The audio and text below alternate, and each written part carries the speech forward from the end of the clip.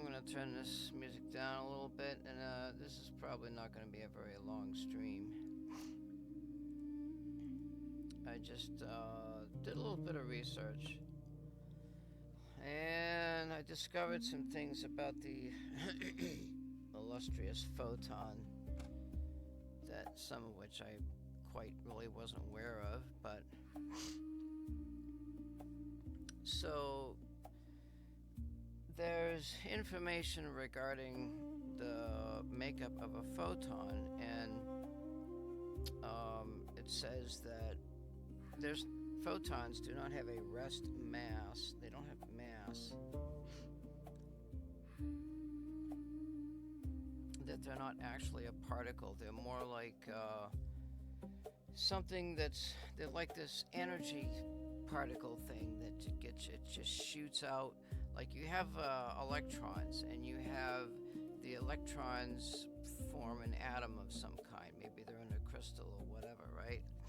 And so the atoms or the electrons get excited to a next level state, and there's like different states of levels, and each one of those levels, it's like a quantum. So it's like a 1, 2, 3, whatever. It's like a step, right? So every time there's this energy transfer, depending on the particle or the nature of the atom or whatever, it emits an energy burst, which is called a photon. I can't stop yawning, but anyway,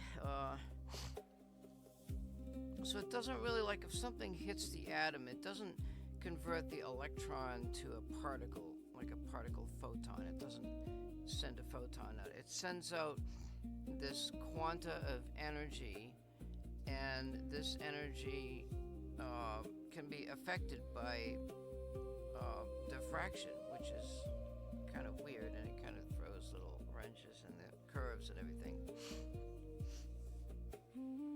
We're basically talking about light and what causes light and that sort of thing. And so you have this white light, which is this band of frequencies, and it's got all the colors, red, green, blue, and it's got all that stuff, and it's kind of bunched in this little small space. And so what happens, depending on the energy or the type of the particle or the atom or whatever that's causing the energy. I'm trying to set up my stream here at the same time.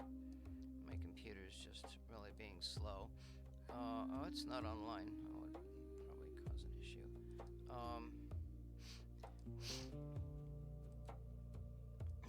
So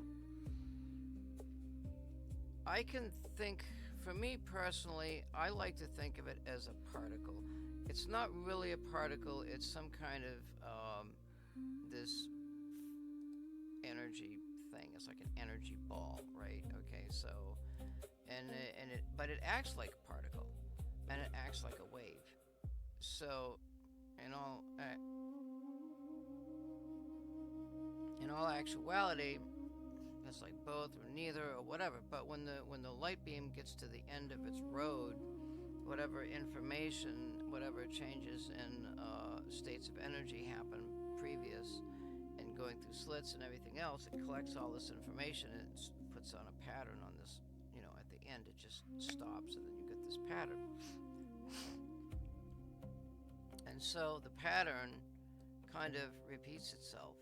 It just goes over and over and over, and each time, and there's particles are going at the speed of light. It's like really, really fast, right? So they're coming in here 90 million miles an hour, whatever, and they're plastering all their little information on this wall.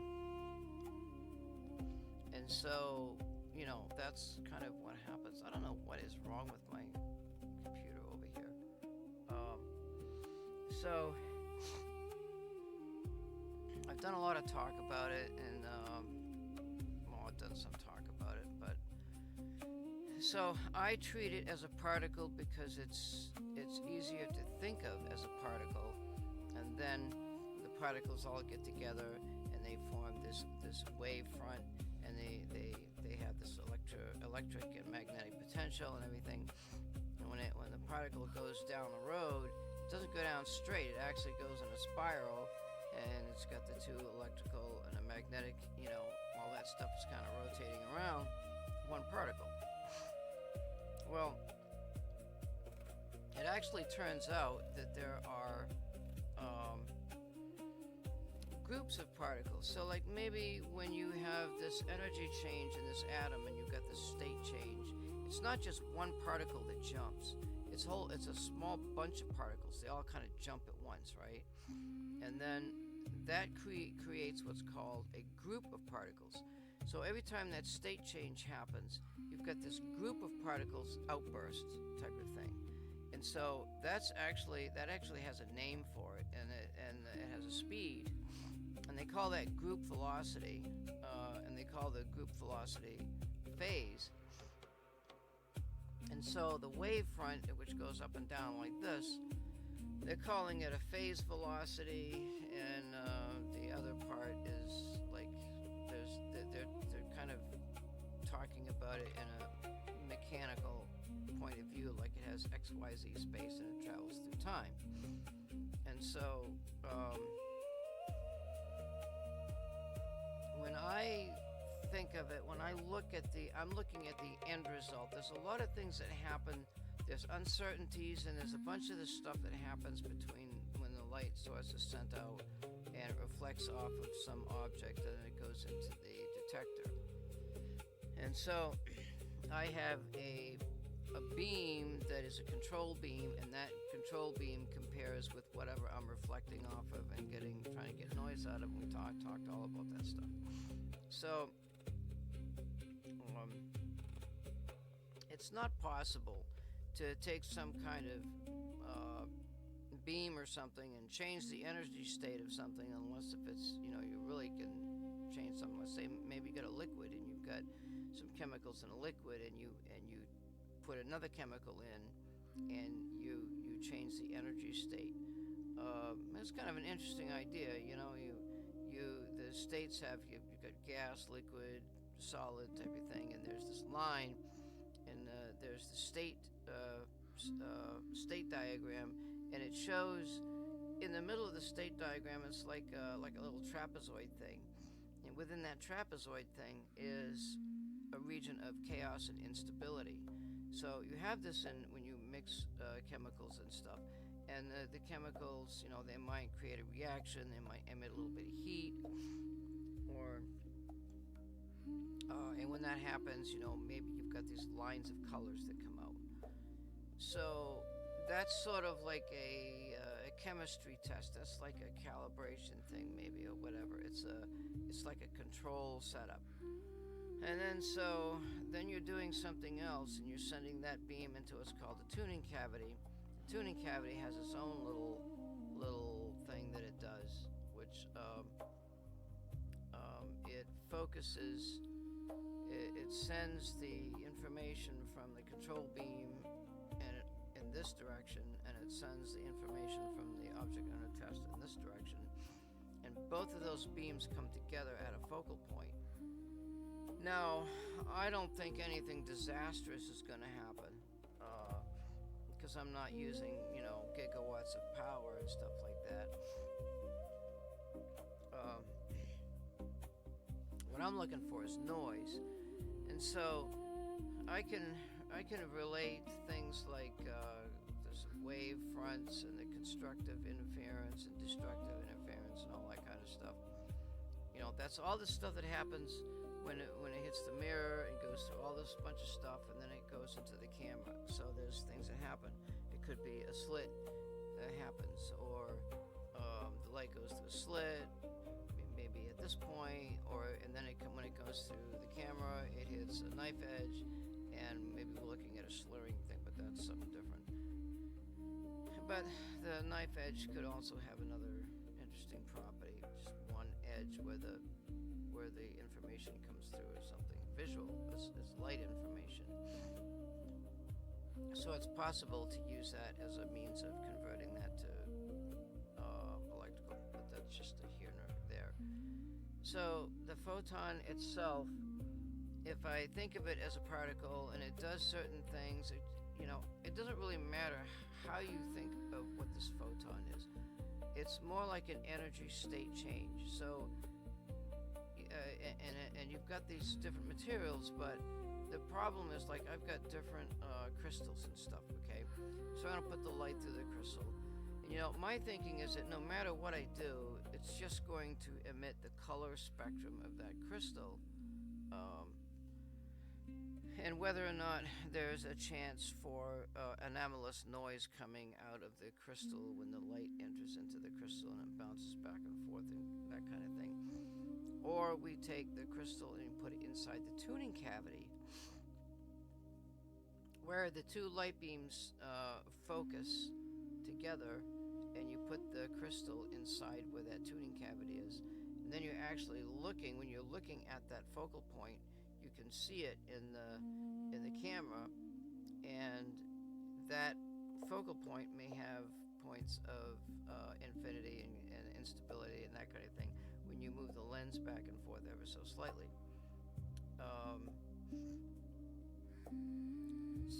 So, I don't know whether, like, I'm doing two things. Like, the first thing, I'm calibrating the interferometer. Then the second thing is maybe I'll use a crystal that's got some striations in it and stuff like that, something to create a little bit of noise. And so we'll put that at the object under test area. We'll look at it, we'll calibrate it, so on and so forth. Then we'll take it out, recalibrate the system, and then put it inside the tuning cavity, which in and of itself needs to be tuned and all that kind of stuff. Hopefully, once the tuning cavity has its little area that we can put things in, that would be very beneficial, and then we can go in there and see the difference of what happens when we put the crystal in there. Maybe that's where the object under test has to go, but some of them are totally solid. They're not translucent, right? But what they'll do is they might be solid where the light can't go through them, but the focal point will kind of be like on the outside, and it will bounce off. You'll have all kinds of reflections bouncing off inside the tuning cavity, and those reflections will eventually, they'll go one way or the other. They'll get through. That's a really good state of randomness too. So, and either way, it doesn't matter if there's a particle or if there's a wave, there's going to be some noise aspect of this system. And so I just wanted to kind of reiterate, kind of in a short stream, to say that, well, okay, this photons are bouncing around, and they come in discrete little sections. I get these little groups that come in a bunch. Well, the waveform actually is part of that bunch, and where there's no bunch, it kind of goes down, and where there's a bunches of the photon, it kind of goes back up again. And so you got a bunch of these photons, and they're all going through the slit, and whole bunches of them, they're going to go out, and they're going to spread out into their places where they have to go. Now, Feynman was saying that there's this uncertainty of where the photons are going, and that each photon comes out of the slit it takes a random path and everything. Well, I totally disagree with that theory. I feel that none of this is random. When that photon has collected certain amount of information, it's got all the information of the puzzle. However, if the puzzle is a random type of puzzle, it may not have all the information, and you've got to have other photons that have more pieces of that puzzle that's happening inside that tuning cavity. And so it's got to follow a path, So it may take some time, and all this information is going to end up into the camera over a period of time. You take a picture and you do it again. You take a picture over, let's say you do 5-second frames, okay? And then you take pictures, and so on. And you can't take a movie. I don't think you can't take a movie. I mean, you could, I suppose you could take a movie and kind of see things grow. I suppose you could do that, and then you get like this final image. But if it's a random image and it's this noise pattern, because I was looking at the different color types of noise, and the noise at the higher, the larger wavelength, which is the smaller frequency, which is the infrared, they're larger speckles. They're like, if you look at a TV screen and all the old TVs, when you've got no picture, you see all this noise and stuff. So those are larger speckles. And then when you go towards the blue end of the spectrum, where the wavelength is really narrow, you've got a more finer detail of noise. Now, I was thinking to myself, when I do this experiment, I want to be in the shorter wavelength area because of the finer detail, or somewhere, before that. But if you get all these photons, let's say you're sitting there and you're looking at this for 5, 10, or 15 minutes, and somewhere in there, there's going to be a cycle. It's sending all of this information, okay? And so eventually the information that is behind is going to obliterate the information that's in the front. So you're looking for patterns in the chaos. So if you're looking at this from this point of view, and all of a sudden you see a pattern, and then you still have this stuff coming in, and the pattern disappears.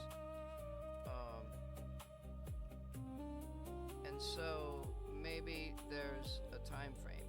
So if you do like every 5 seconds, okay, and then you can kind of look at the patterns and see if there's some kind of pattern in the chaos. Now, I don't know from a visual point of view how to take that information and draw it on an XT form. Like you've got the phase and you've got the particle location. It's like uncertainty and stuff like that. It's a little bit crazy. But I'm looking for data. I'm looking for like some kind of form of communication. So the whole point is, I think somewhere in that, and this is with an object under test, so if you take the object under test out, supposedly you get a more uniform random distribution of the noise inside the tuning cavity.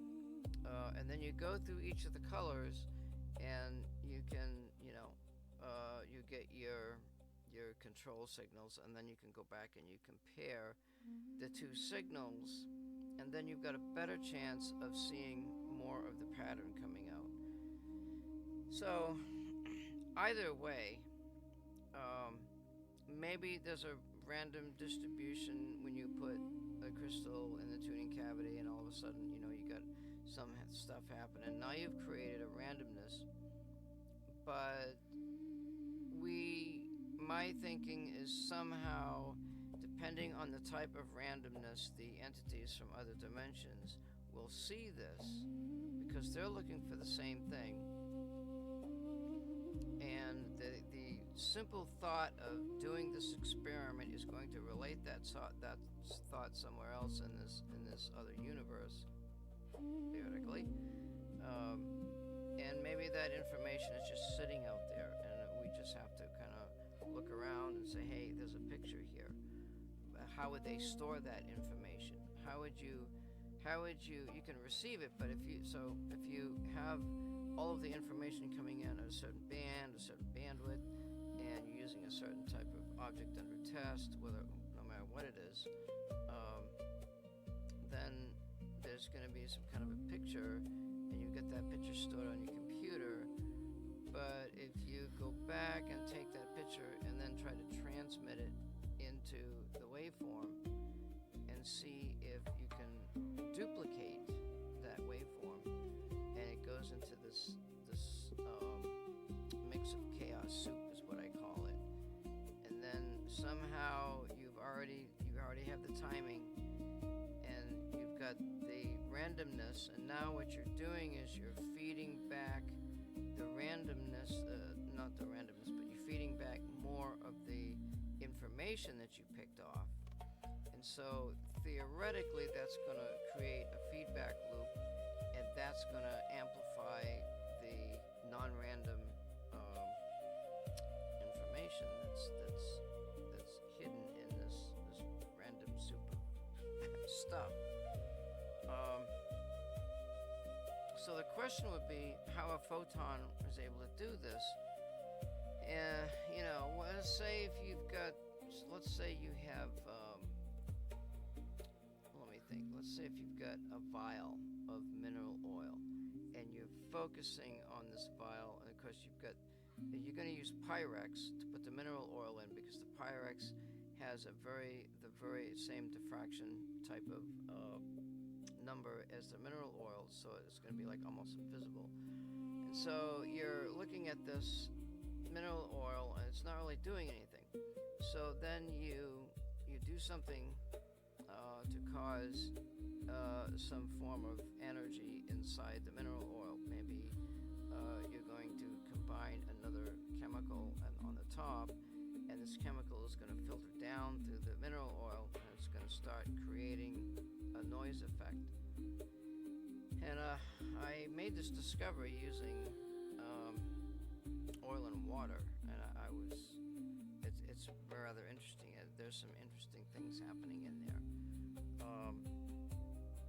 I want to do that. I want to see if this whole setup works with this interferometer and the little tuning cavity, and see if I can focus on that little vial and watch these things come down. That'd be pretty cool. That's something there, but it's more like an interaction on the border, and it just kind of not the border but the boundary, and so it goes through the boundary. So what I really need to do is, like, if I could flip this vial over and have the oil here and the mineral oil over here, or the water over here, now I can look at the boundary face on. Or if I had, it would imply that the camera and the tuning cavity would have to be underneath. No, there is a setup for that, because I was going to do that looking at, I was going to have the control wave come across. It's coming across the top, and then so if I wanted it to, like, maybe, well, that's interesting. No, I would have to have the control wave come over and down, and then over and down again, and then, not the control wave, but, it is the control wave, actually. I was going to have it come over and down and across, and it go through this way, and if I had a detector, a camera underneath of the tuning cavity, which, maybe there's a way to make another interferometer where the tuning cavity is, have it go through the top of the tuning cavity. That way, gravity kind of goes down, and it shows you this dimension. You can see the boundary of where the oil and the water meet when you're looking up at it, which is something I really wasn't even thinking of. So what you're doing is all these little photons, they're going through this medium, and so because the medium is a different, it's made of a different material, has a different reflectivity, whatever that constant is, I forget. It'll slow down light. It slows it down to some speed or whatever, and so then it will interact. The photons that are coming across like this, and the light beam is going across like this, and so the light beam goes around in a circle like this, and the other control beam goes around in a circle like this, and so they're going to meet each other, and whether or not they create an interference pattern right there with the little things where they all focus, I have no idea. It's like an experiment. So then that focus point, like this is the tuning cavity here, the height of the tuning cavity, and then the little vial that goes in there, it's going to be such that the focus point, I want the focus point to be, well, movable. Maybe I could lift up I could move the vial up and down like this. Keep it in the same plane, but move it up and down like this.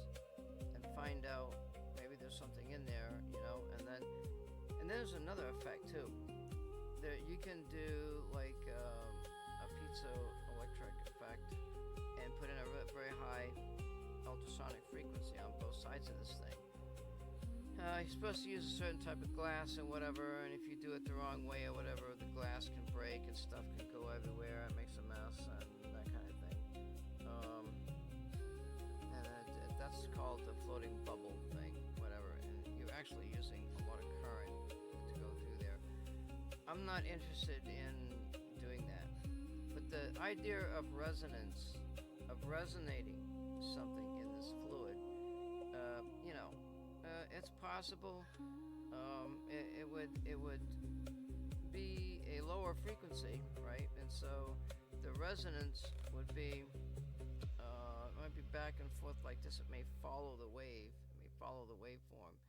But if you've got another signal coming this way, then you've got another interaction, and then underneath you've got the detector you've got the light that's going down through this way, and then it's going back up into where the boundary is.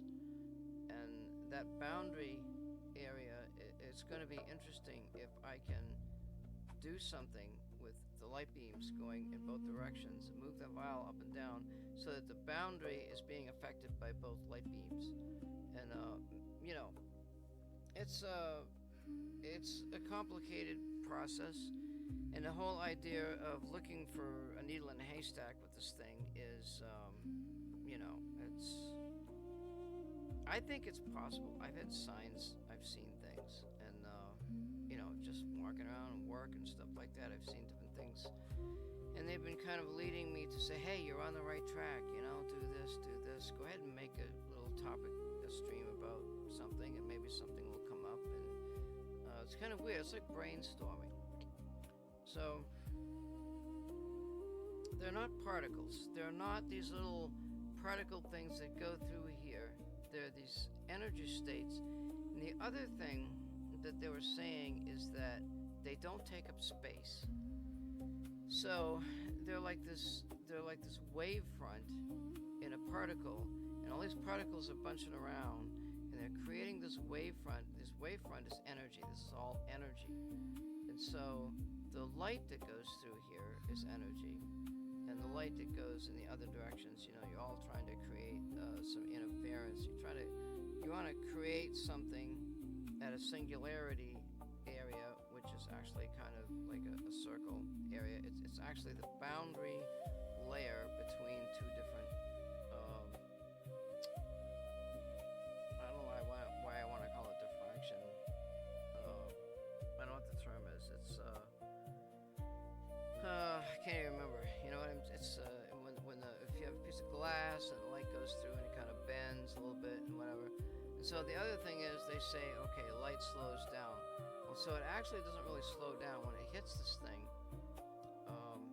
The light goes up and down really quick inside this medium. It's still traveling at the speed of light, but it's taking longer to get from point A to point B, and then when it comes back out, it goes back up to the speed of light again. So it's interesting because it's still going at the speed of light inside the medium, which is kind of moot because you're not really slowing light down. You're just delaying it to go from here to here. So there's going to be this phase difference and whatever.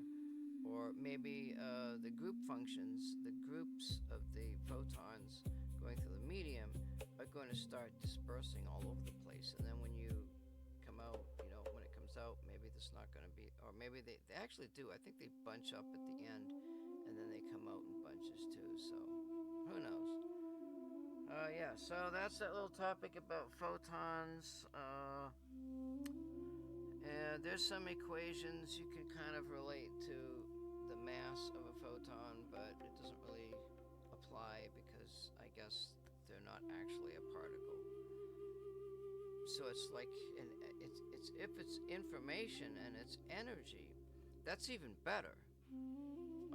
Because what I'm looking for is energy and inside the noise, and what I'm doing is I'm creating a controlled noise effect is what I'm trying to do. It could be a different colors noise. It could be a certain kind of randomness that develops a chaotic nature, and that chaotic nature has one property that I've seen in some of the video experiments using video cameras and tape recorders. And so what they're doing, they take the camera and they point it at the video, at the TV, and it makes this loop, and eventually burn out the VCR. Well, what happens is on the picture tube, it kind of glows, and eventually you get the right point, and the infinity kind of spreads out against the screen, and then it shows you pictures and things, and you can see people and landscapes and all that kind of stuff. I've tried it before and I've seen some interesting things. Basically, it's a feedback loop, and it's creating a point of infinity. And what it is, it's a point of instability, and that instability is has a chaotic nature, and it's energy. So we're manipulating energy, and the light that comes out is going to be the result of the manipulation of all these random energy things happening. Something like that, it seems to me, would create a lighthouse effect. It would be like a bright, booming light in another dimension, you know? And anybody studying a little form of chaos in their own little system, they might see that and say, hey, look, we've discovered something. And this all has to do with what's called entanglement. And so if somebody else in another dimension is doing this similar experiment, which, you know, it might be not exactly the same, it might be a different type of experiment, but it's in this nature of noise, and then they're totally separate, but they have information that they share back and forth like instantaneously. Maybe it's not like this point is here and this point is here. Both of the points share the exact same location in space and time, but the dimension is different. It's at a much higher vibrational state. Everything vibrates. That's what Feynman was talking about, and everything has a vibration state and everything. That's energy. So I just wanted to talk about that for some reason, and I don't know where else I'm going with this, except to bed because I'm tired. But anyway, so yeah, the update. So I don't have it right in front of me, but I have the base platform, and I have the two stands on each end that are going to hold the mirror setup. That's kind of in my living room over yonder. And I'm working on building the setup for the mirror on the bottom, the opening for the other mirror. I've got to cut some things on that. I've got to drill some holes to put the base plate down for the bottom mirror. I've got to build braces for the stands that go around. It has to have a brace all the way around this thing because it's really sensitive, and I found a crack in one of the stands. I don't know if I can use super glue to hold that. I think I can. I may be able to push the crack out a little bit and drop the super glue in there and then push it back in, and then just kind of hold it in there until the super glue heals up and provides a little bit of extra support. I think I need to fix that. What else? So yeah, I fixed that. I fixed the thing where the little plate goes in underneath for the mirror. Drill the holes. I got all the parts for the screws and the springs. Put the mirror on, but I wasn't sure. I had to go back and look through all my notes because I don't know. I don't remember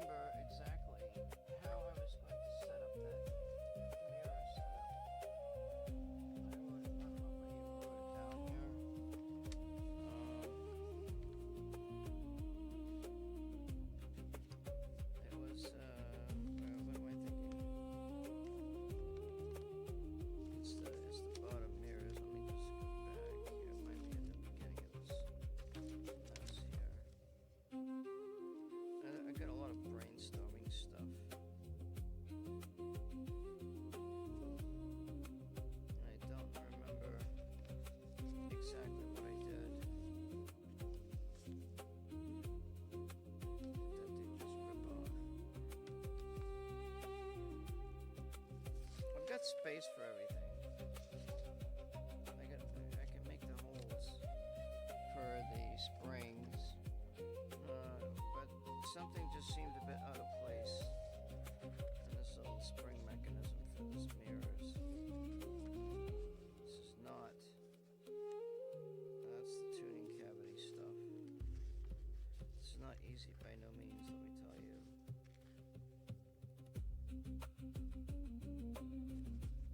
That's tuning cavity. Must be all this other stuff later. It's all tuning cavity stuff here. Yeah. Let's see what this pile of stuff is. There's probably nothing in here. Yep. I don't know. I just have this one idea in my head, like how I'm supposed to do this. And I don't know. But anyway, I'm working on it as I go. Okay, I know I gotta do this, and I know I gotta do this. And so I do this, okay, and I'll put the screws in. The screw's gonna come up from the bottom. There's gonna be a washer, I think, where a spring comes out on the corners, and on each of the four sides there's going to be what I call tension springs. And so the springs on the top will pull up the mirror, and on each of the screws on the four side there'll be an adjustment. Now right now it's just like it may be a nut and it might be a spacer.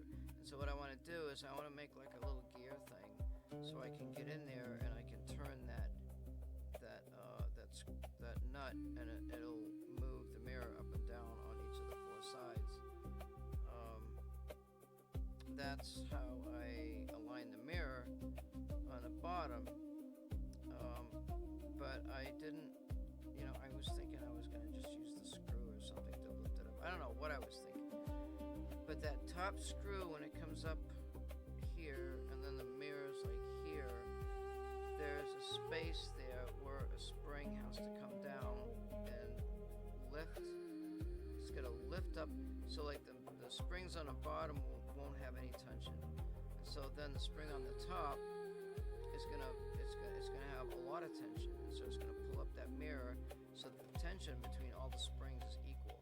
And so I've got to keep adjusting the top and the bottom to get equal tension. And I only got 1 inch. I think it's, let me think. I don't even know how long this spring is.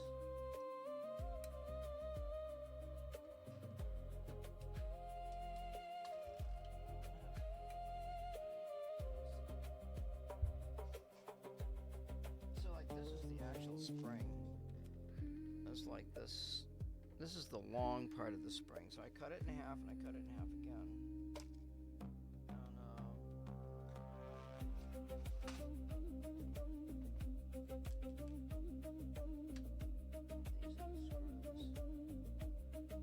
These are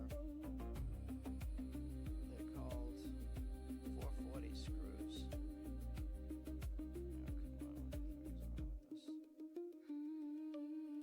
See how delicate this shit is, So you got this screw right here. It's a 440, and so there's a nut, and so the nut has a washer on it which holds the spring, and then it has a little spacer thing. And so I've got 1 inch. I think it's 1 inch to play with, and this thing's all the way up at the top. And I have my ruler over here.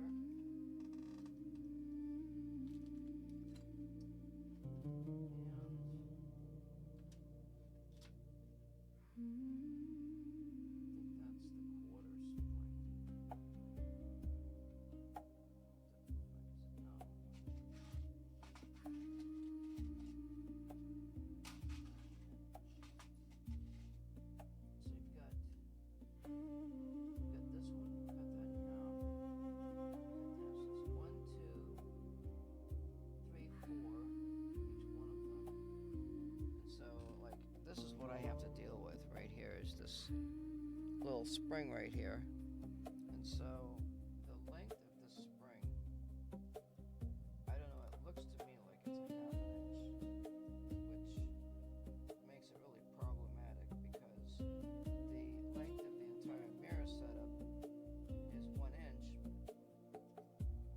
Oh, you know what it is? Wait, no, I know what it is. Hell. So, okay, so if it's a half an inch on the bottom and a half an inch on the top, and it has to be in tension. So that would imply a 1 inch. That would imply 1 inch. See, I was thinking I'm only gonna get what, like 10 inches is what it is on my interferometer. 10 inches from the beam splitter to the mirror. So this is going to be in tension, right? Like this is gonna be up.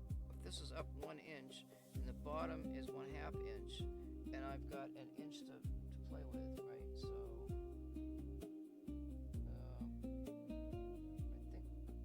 yeah. So that means 3/4 of an inch. No.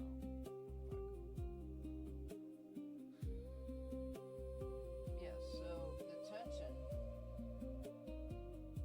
will be 3/4 of an inch. Like, that's not much to play with. It's not a lot to play with at all. In fact, I don't even think it's enough.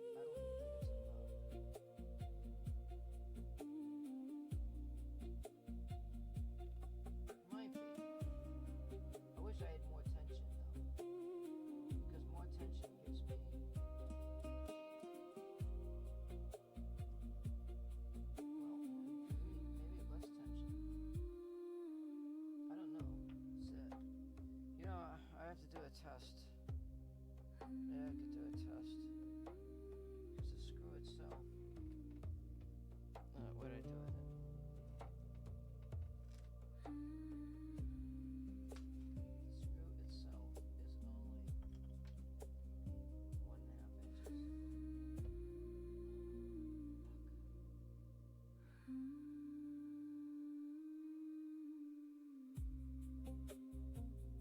So maybe what I can do is put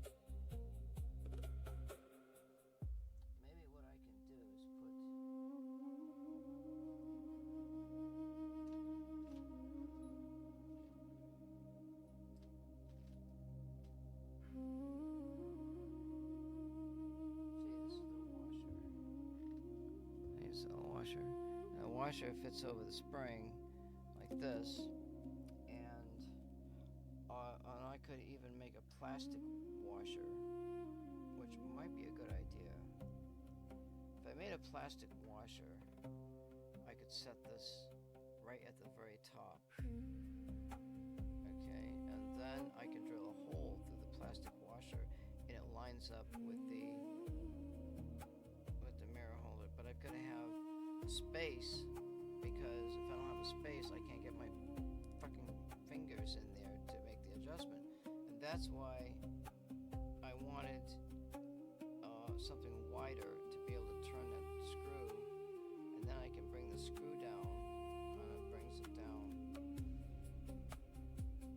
Maybe it's set right at the top. That's 1.5 inches, and I've got let's see, it's got to be less than, so if it's 1.5, and I've got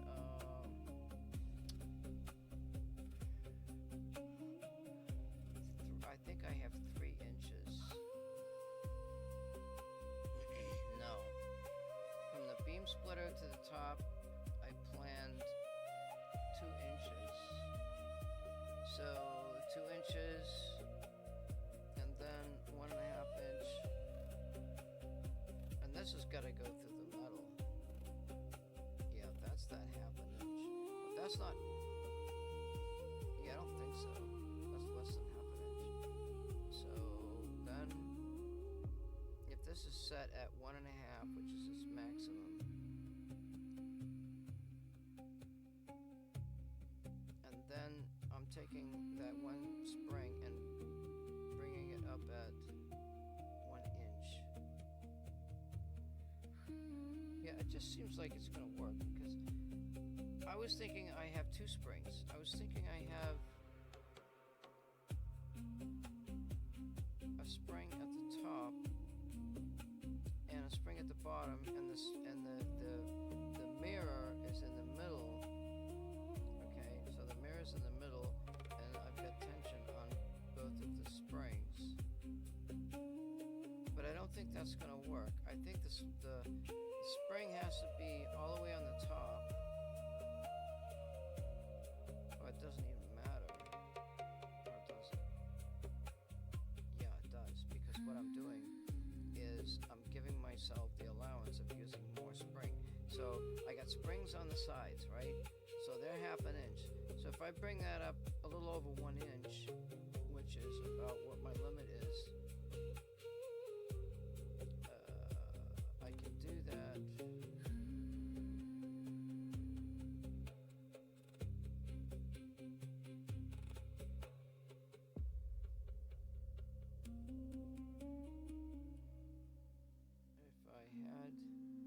If this was down half an inch and I had a piece of plastic that goes up higher than the screw, I can go up higher than the screw. I had another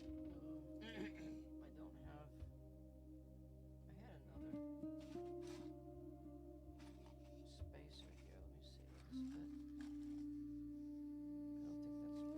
don't think that fits on here. Oh yes, I got this one here. So if that was to go all the way up though, but it doesn't give me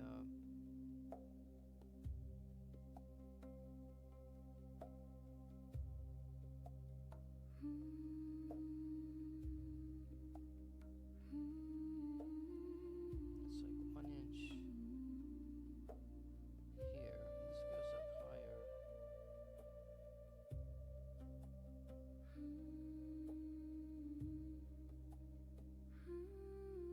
I'm not gluing anything, that's for damn sure.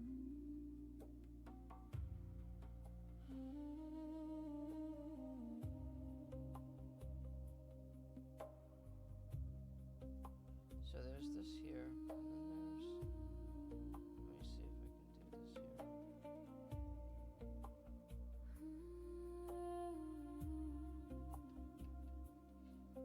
So instead of this metal washer, if I had a plastic washer, now I got the spacer.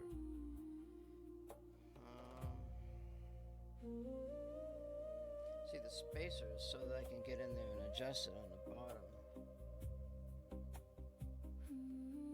And that's good because there's no other springs in the way. The tension springs are on the sides. This is actually going to be a tension spring on the corner.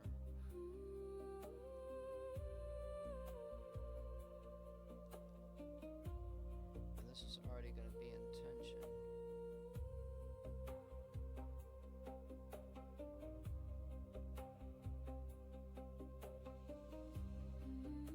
It doesn't really give me a lot. That's why I'm thinking, okay, so if this is 1.5 inches, if this was 1.5 inches, and at the top is 2 inches, that's 3.5 inches. Wait, let me think. 1.5 inches, and the actual holder is higher. So if I use 1.5 inches for the mirror, and the beam splitter is 2 inches off from the top, it's actually, oh god, I can't remember. It's 2 inches plus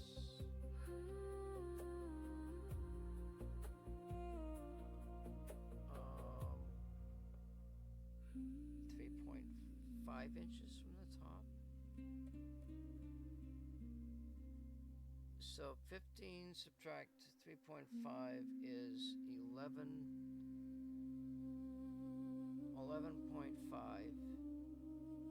Okay, so I've got 11.5 from the beam splitter to the bottom. This is 1.5.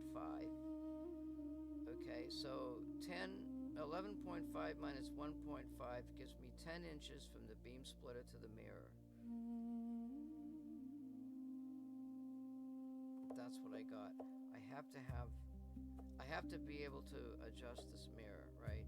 And I guess it could be a little bit longer, or I could bring it down a little bit.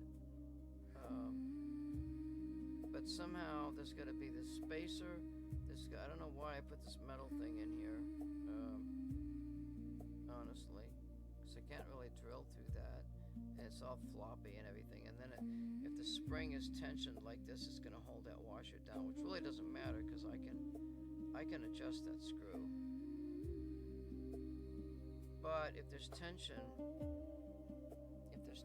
there on that washer, what's going to happen is the washer is going to be pointed like this because it's so thin, and it's going to get stuck there. It won't come down. I mean, I could just pull on that and I can't move it at all. That's why you have the spacer underneath. So the spacer keeps the washer flat when it goes up and down, and then you have the nut on the bottom. So you gotta have the spacer there. Yeah, let me put that back in there. Shit.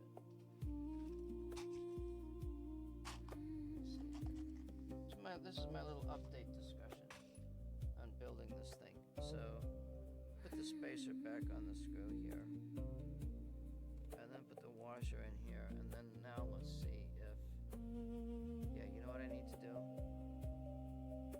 I need another screw is what I need. We got all those nuts on it.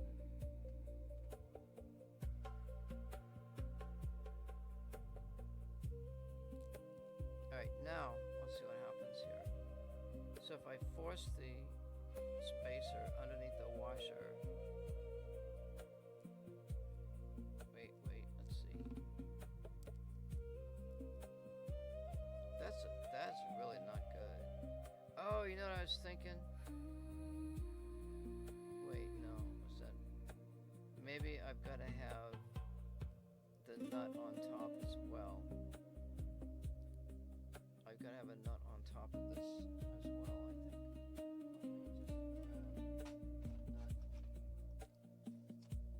Steal a nut off of this one.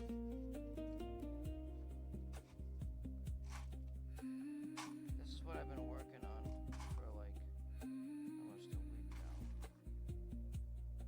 Is this mirror setup, because it's going to be extremely sensitive. I'll let my fucking nuts go. I lost my nuts. Put it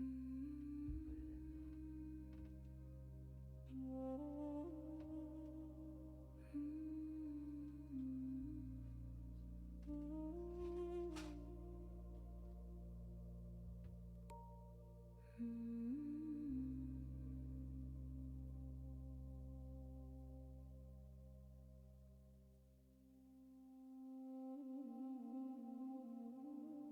So the nut on top of the washer.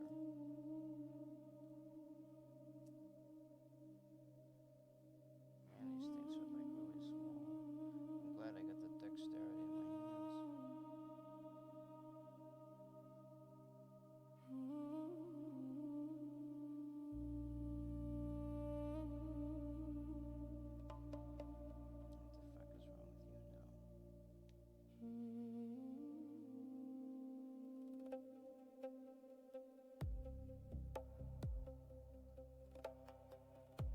Alright, so now, let's see. So now if I push that up against there, yeah, see, that works. But now if I drop it down, so like if I'm adjusting the bottom one, what's gonna happen is this. So what'll happen, let's adjust the bottom one, okay, and then it's like this.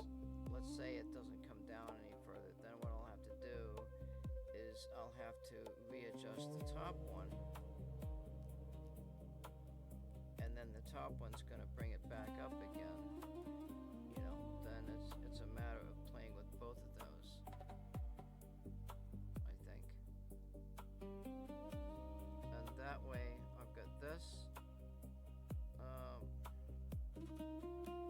and then that way I can put in a plastic washer. I don't know why I got these metal ones. I was thinking I was gonna put the metal one and then the plastic one at the top, you know? I don't know what I was thinking. This is what this is all about. And so this is my tension spring.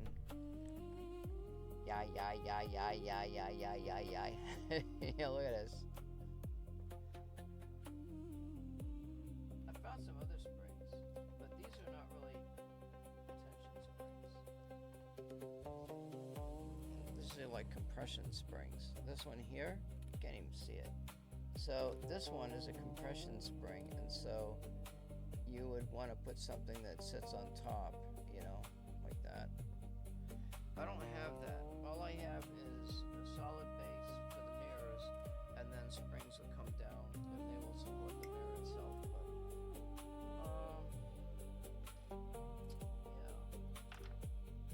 that's what that's all about. So that's what I'm working on, and that's why I really haven't been streaming that much, is because I really don't have anything to show for it.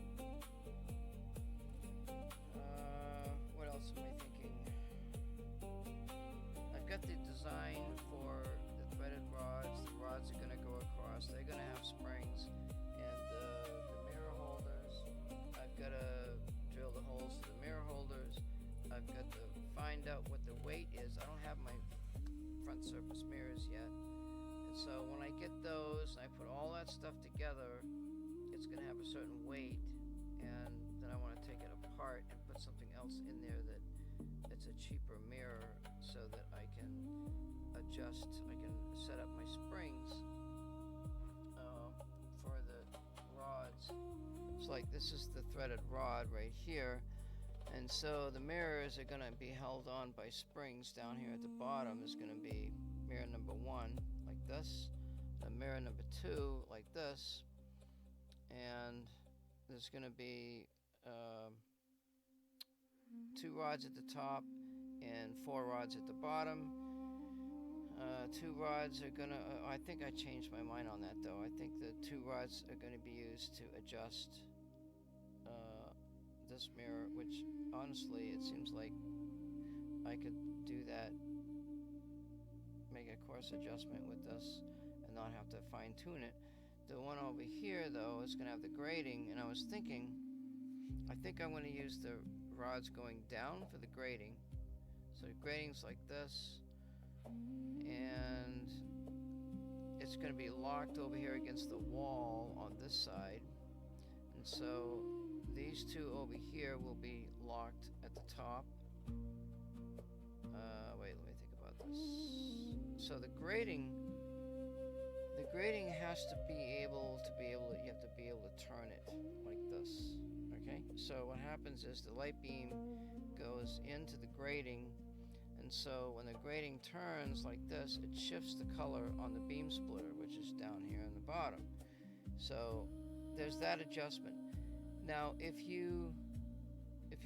I have the springs down here, so what I'm going to have is I'm going to have another adjustment here. So it's either a choice. I could do it this way. Then I would have to I could do an adjustment on the top and the bottom here. It seems like it's easier if I have the springs coming down this way, if I have the rods going across, because I think I have more room. I don't know about connecting the springs on the bottom yet, because I ain't investigated that yet, but and this way, once it's tuned, you know, like this will be locked up here. You can only see it. These 2 sides will be locked. The middle, the center portion, or no, the ends will be locked. No, wait, this is on this system. So they'll be on these 2 will be on the threaded rod, and all I have to do is adjust the top one and the bottom one in unison, and that will pull that back and forth like this. The spring will go out and go in like that, right? So that seems like the more intuitive way to do it. If I do it this way, I've got to have a little bit more complicated setup. I've got to have a tension spring setup, which I thought, oh yeah, I could just put a screw in there. I could put 2 tension springs, and then have this rod come down over here, and then this one goes up, and that one goes up, and so on and so forth. And so I'm thinking I need to do it this way. And then what I have to do is the rod that goes down is going to be just for the beam splitter, which is like this. And the beam splitter doesn't move. It's just it's on the wall over here. It's solid over here, and all I have to do is just adjust these two screws to align the beam splitter to the center of the tuning cavity. That's what I'm thinking the way I should do this. And I run these streams, you know, and I talk about this because it's what gives me the ideas, you know. I really think that's what I want to do. It just seems like that.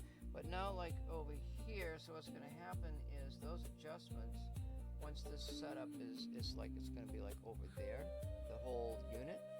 And so the adjustments are going to be like on the side, and, you know, I can stand up over here and I can make an adjustment over here and I can see it on the screen.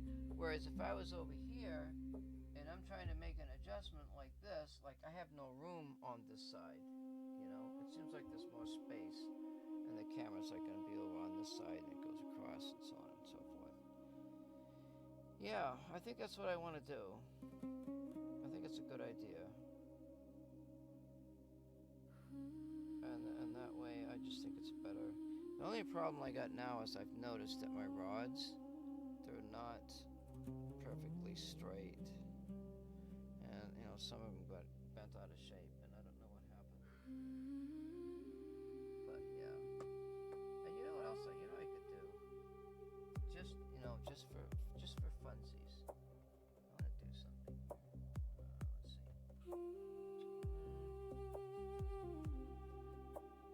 Just to end the stream, we're going to take this mirror.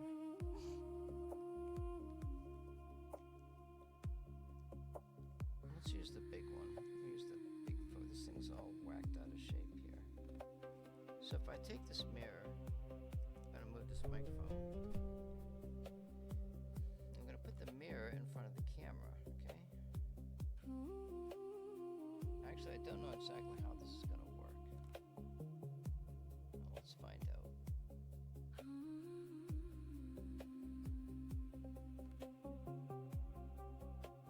You can see it's mirroring back the stuff that's on my computer.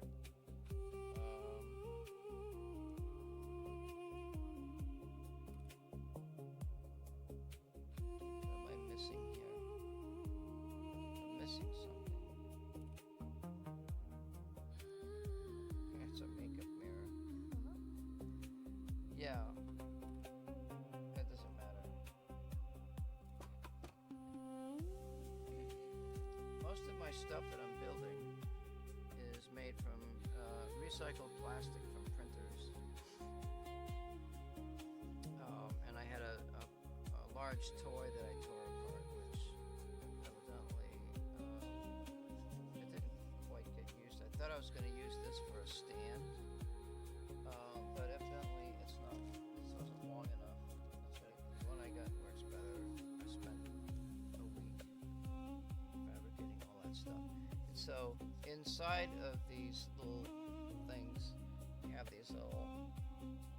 Oops, that one's broke now.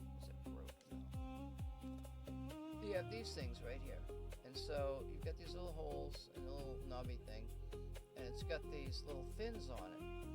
And so the printers that I took apart, they have slightly larger holes and slightly larger fins. And so what I did was I cut a bunch of those out, and those are what are going to be used to go through the threaded rod and attach the springs through to the mirrors. Good idea, yeah. Yep, that's how we're doing all that stuff. Now we're going to take the nuts, put them on either side of the threaded rod with the lock washers, and then we're going to lock those into place. And then once the mirror is coarsely tuned, then on the outside there's another the 440 screw, which is this guy right here.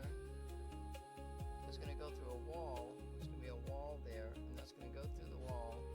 And on the end of the threaded rod, there's a piece of plastic. It's about this long, and it's flat on the end. And so this screw is going to be able to turn, and it's going to ever so gently adjust those mirrors that are on the top. And so you might think, well, why not just run the light beam down to the beam splitter? So there's a problem with that, and the problem is the fact that maybe I can take one of the mirrors and I can set it at twice the distance of the first mirror. And so in order to do that, you have to have the length from the light source down to the beam splitter has to be the length of the beam splitter to the second mirror, which is 2L. And so that may be like it's 20 inches, right? Well, I only have, I got like maybe 10 inches from mirror to mirror, from mirror 1 to mirror 2. And so what happens is this goes up through the roof of the enclosure, and maybe there's another enclosure on the top. I don't know yet, because now I'm thinking of it. That's going to be in open air, and so I need another 10 inches. So like the beam splitter is going to be, it's going to be the way this is set up. It's going to be in the middle.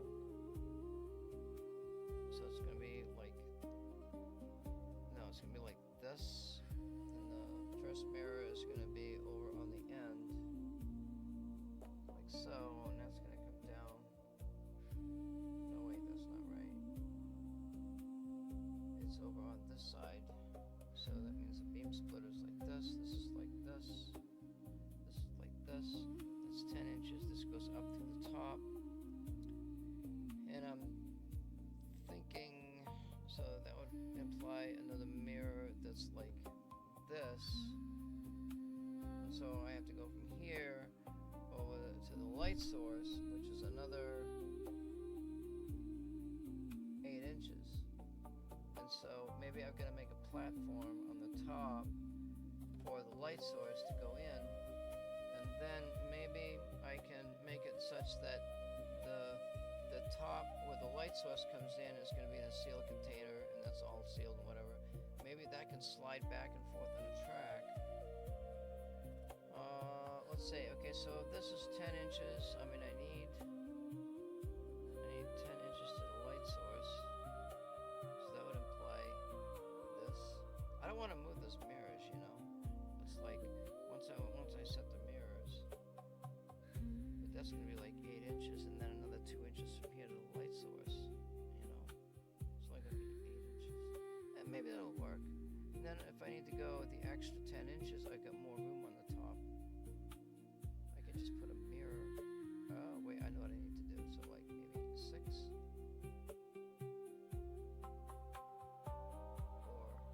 This is 2 inches. 2 inches from 10 is 8. So if this was 6 inches and this was 2 inches from here to here, that's 8 inches to the second mirror. And then that gives me 2 inches from here. And then I can slide that track another 10 inches back. So it's 6. It's 6 between these two mirrors. Between these two mirrors, it's 2 inches. That's 8. And then between this mirror and the light source, the light source point, is another 2 inches, and that's 10 inches. So that'll give me 10 inches all the way down to the beam splitter, which is another 2 inches. That means I gotta make it shorter.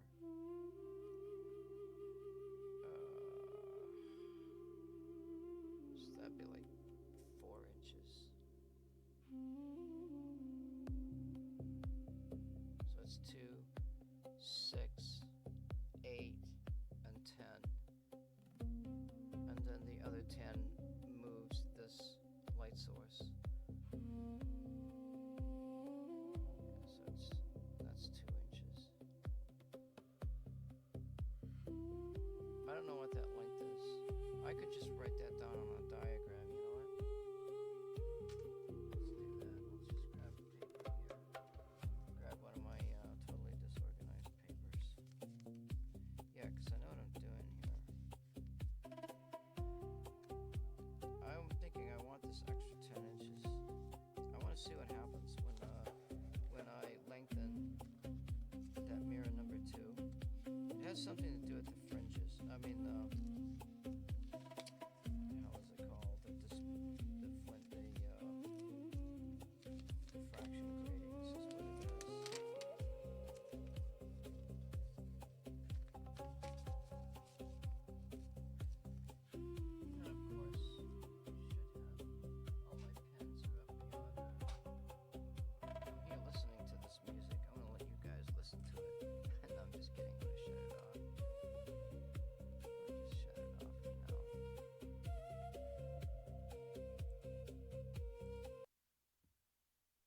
because I gotta grab my pen up here. Alright. Yep. So, okay, so we're gonna go with, I think we're gonna go with the rods like this.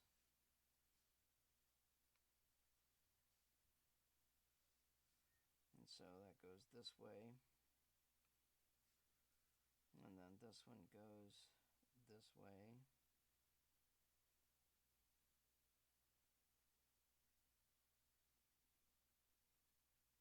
And then this goes up here, and there's another mirror here. And then we'll just make a box, let's see, like so,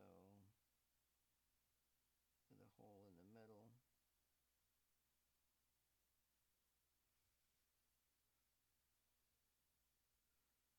And this box, 0 to 10 inches on top of case on a track. Okay, so from here, now I got the beam splitter. So from here to here, let's say 2 inches, I'm just going to put plus and minus. And then from here to here,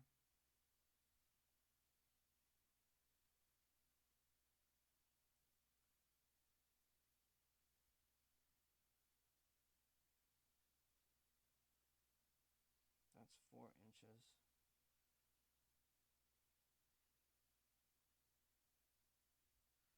There to there is 2 inches. And then from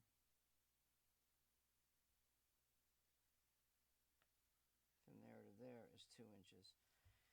So that's 2, 4, 6. No, wait, did I do it wrong? Oh, yeah, 2. That's 2 inches there. And 4 inches there makes 6. 2 more inches makes 8. And 2 more inches makes 10. And that's 0 to 10.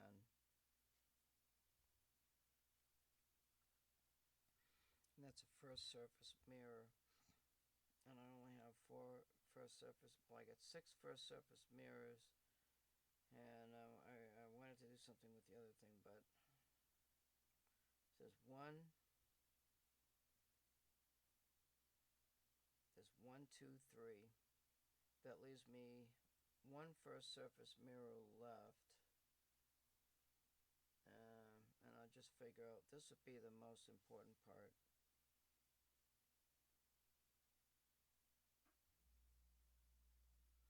So that's only 4 inches.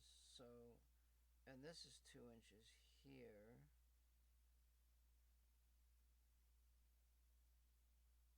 Actually,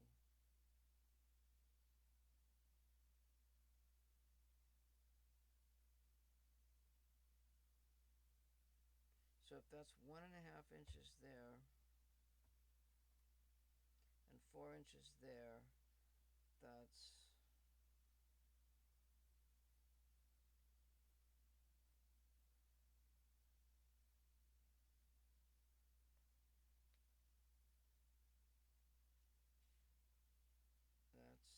you got a mirror here.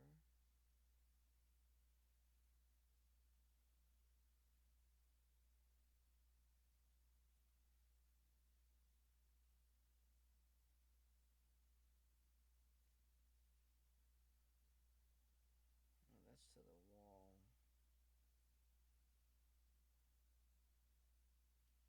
1.5 and 4 is 5.5 inches.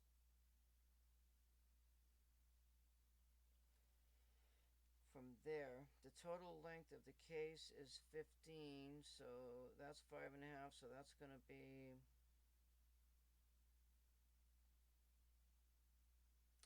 what's that going to be? 10,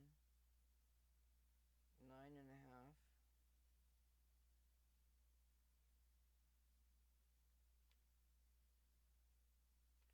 So from my light source to the end of the box is 9.5 inches. My light source is going to be a 2x2 cube.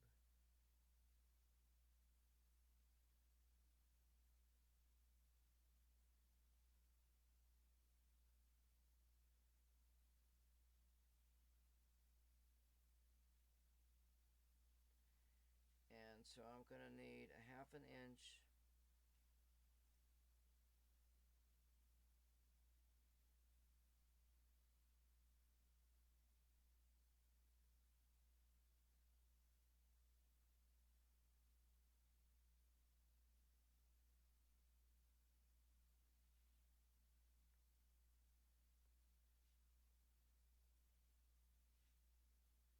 Light source box platform.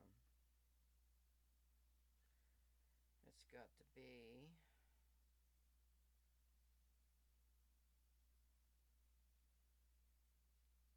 that's 9.5 inches. I need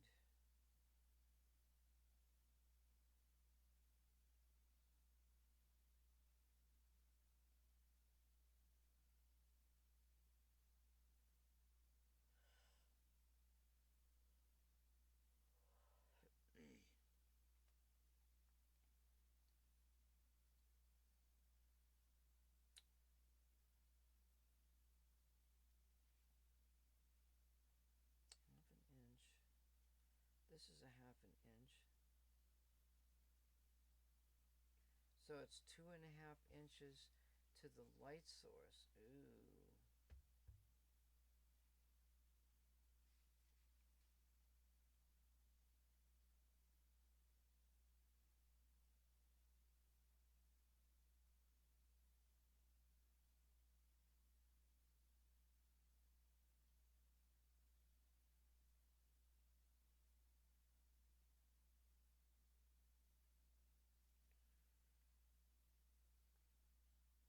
That's 4.5 inches off the end of the box. Yeah, that's what that is. It's 4.5 inches off the end of the box. And 4.5 inches. It's right there by my thumb. Yeah, well, that's actually going to be over a little. Yeah, that's very doable. Wait, no, the box is going to be over there. It's going to work. Just trust me. Oh, I hope I'm going to live long enough to build this thing. Oh, we got some garbage. We got some garbage. We got to take care of some garbage now. Yeah. Let me see here. Garbage in, garbage out. Goodbye. Have a nice day. Don't let the door hit you on the way out. Oh, why is that doing that? Oh, God. Well, those are not supposed to be doing that. My stream's a little bit messed up over here. They're all muted, so.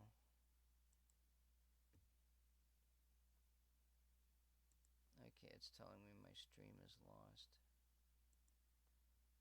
There we go. Alright, back to abnormal.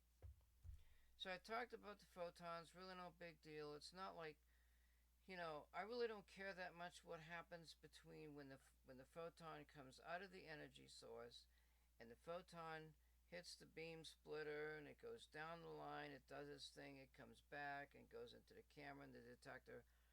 I don't care about anything that happens in between as far as the photon, whether it's a particle, whether it's a wave, any of that stuff. Actually, I treat it more like a wave because as a theoretical physicist that I am, and such that I can only work in a certain type of condition, a certain type of analysis type thing, I can't particularly study individual particles, and I got a message, and so on and so forth. So, let me see what this message is. I study waves. I can analyze the waves, and I can do everything in terms of wave analysis. And that's basically the end of the stream. Let's see what this shit is here.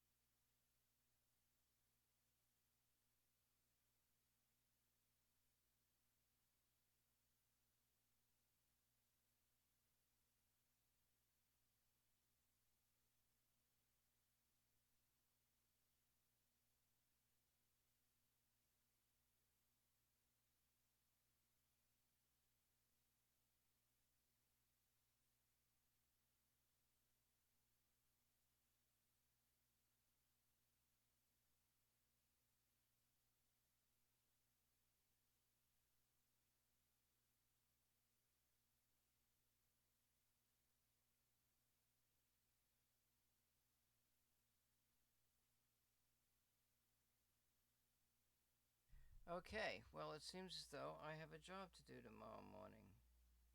Nice. Let me think about this. Yeah, I got a job to do early tomorrow morning. Okay, that problem's been solved. So, yeah, looks like I might be dealing with that problem all day tomorrow. Hopefully I can get it done in the morning.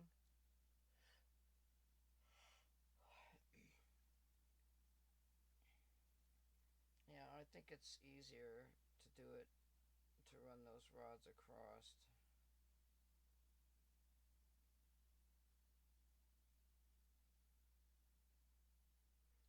If I do, so the first mirror and the grating mirror will be supported by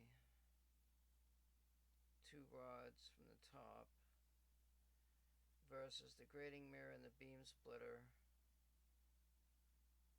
supported by the other two rods coming down, which if the rods are coming down, I can't do it. There's just no way, because I got to be able to turn that beam splitter thing. And the easiest way to do that is to have the two rods adjustable like this. That's easy to do. I know that's just something in my head tells me it's easy. And then the beam splitter is controlled by the two rods. It'll be supported here, and then all I gotta do is just adjust those two on the bottom. These will be stationary, and then I can adjust those two there and there, and then in the middle, well, I don't know where that slit's gonna go. I have no idea.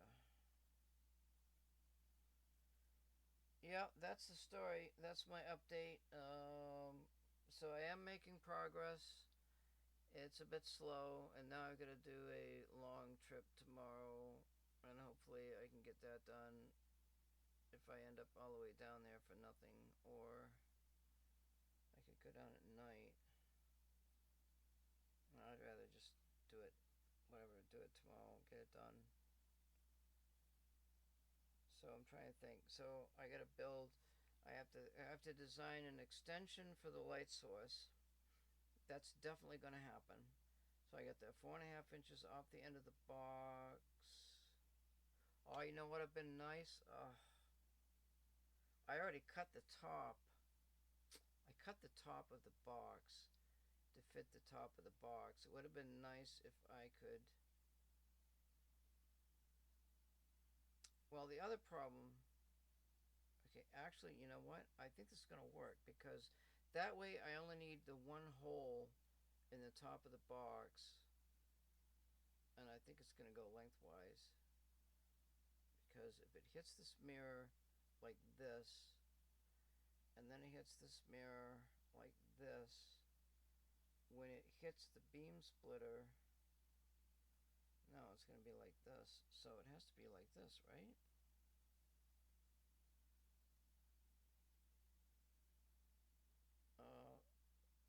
If the slit is here, and the beams are across like this, they're going to come across like this, they're going to come down like this, across, and then over here they're going to come across, and then down to the beam splitter they're going to come across like that. Oh wait, does that even matter? Because what I could do is with the slit I can actually reorient the slit. I don't think I can move.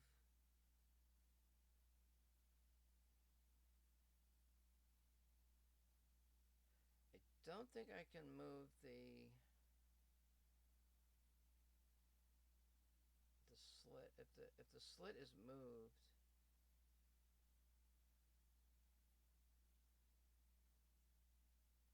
yeah, I don't know. If the slit is moved, I think there's something. I think I have to turn this. I'm just gonna do it that way anyway. Maybe I'll have two ways of doing it. I'll have the slit needs to be adjusted, and like if there's a mirror here and there's a slit here, the light beam doesn't come straight through the slit. It comes in off at an angle. So maybe somewhere I've got to figure out. This is a problem that I got to deal with.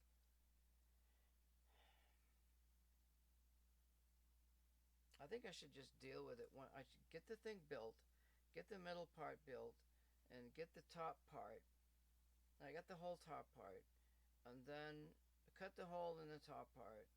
And so now that means, wait, hold everything. So now it means I've got to have another mirror up here that's going to have to get supported on springs. Oh, God in heaven.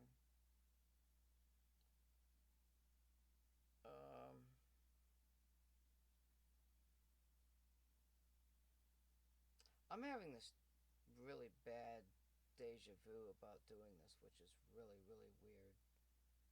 Because now, maybe, you know what? I sort of had a thought here.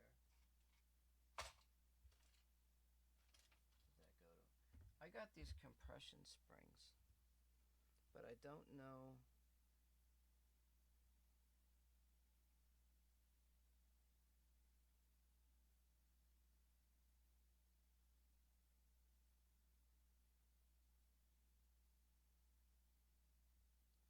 What about the light source itself? What if the light source is vibrating?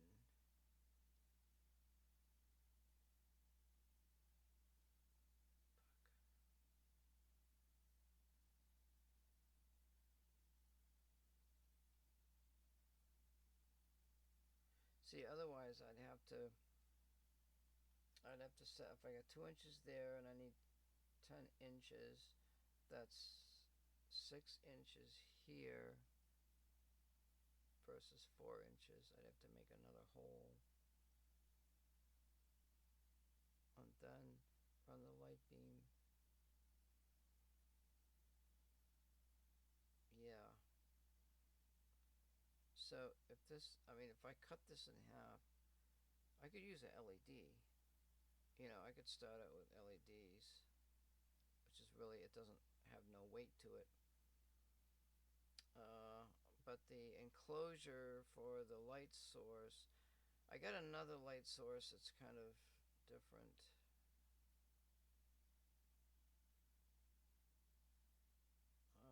They're different.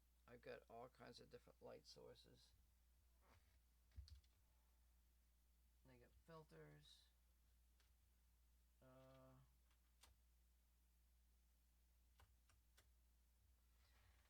The problem is some of the light sources develop heat. So, and the slits that I've got, they're made of this plastic stuff. So there can't be this level of heat coming out of there.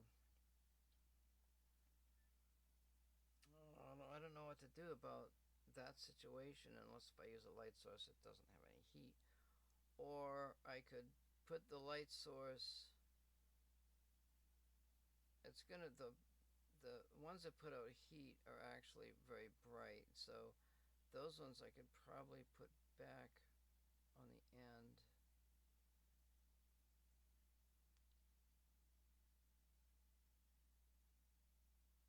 That one light source I've got is track lighting.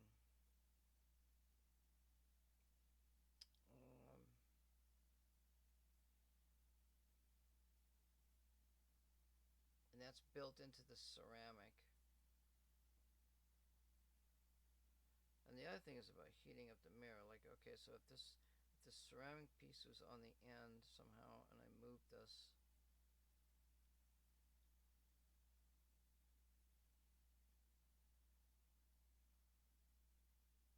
yeah, I wanted to vacuum out the light source thing.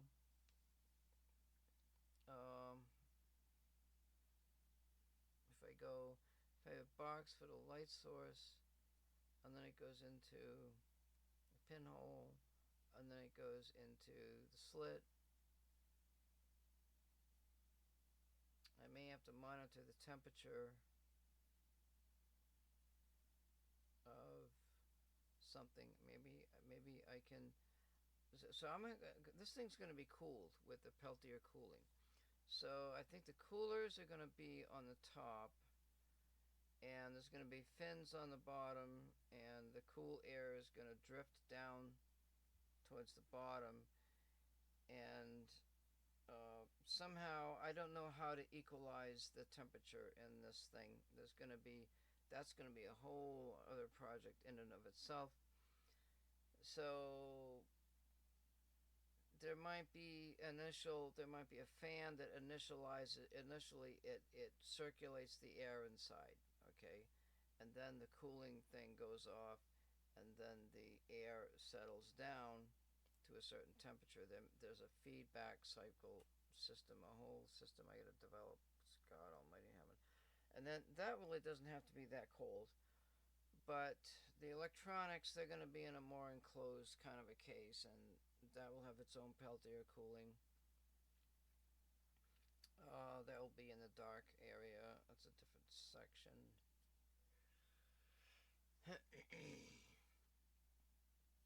So if I've got two Peltier, wait,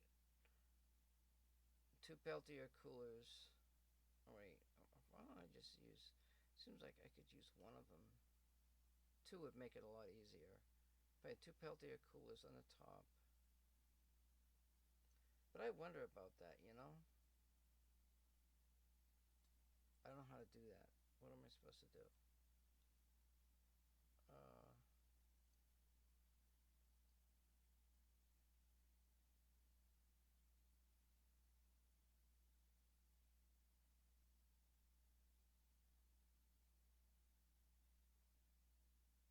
yeah, I think when I build the system, so the stuff with all the mirrors is going to be on a movable platform. So the mirror thing, that's all in its own kind of, it's not an enclosure, it's all open, but it's all part of that movable platform. So I can put this thing all together without the mirrors, and then what I can do is I can seal it up, and then I can work on the cooling system. Uh, so if I have the little pinhole, and then I've got the slit. There's going to be a space there, maybe a space of about an inch, and maybe that will be enclosed along with this section here, and then maybe the light comes up to another, because that's a sealed section where this light comes up. Maybe there can be some kind of a setup where the light source goes into a sealed section so that that whole section can be vacuumed out. I wanted to have more of a vacuum in that light section, but what if I run it and it blows up the light bulb or something? I don't know what's going to happen there. It'd be like a separate test, and I got plenty of stuff to do that with. So maybe I don't really want to put a glass. I do have these round glass things that I could put in front of the light source, and that would block a lot of the heat. Um, it doesn't really. I don't think it matters going through that, but this is all kind of trial and error. So I could try that, without the vacuum and the cooling and all that stuff first. Put the glass in there, put the light source, put the box in, put the pinhole in, and for that matter, I could even use another glass. So the light source is running through this space. Oh, wait a minute. Now it has to be movable. So it's got to be movable. If it's movable, how the hell is that going to happen? Let me think. So if the whole thing is 9 inches and this part is movable like this, it goes inside. I'm not going to be able to vacuum that out. What if?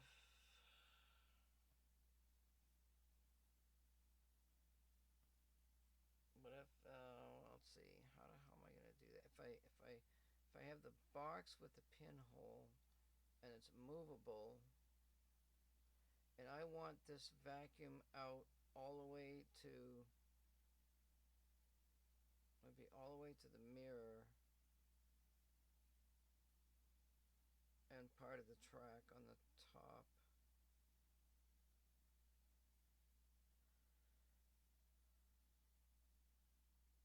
The top part is not going to be smooth.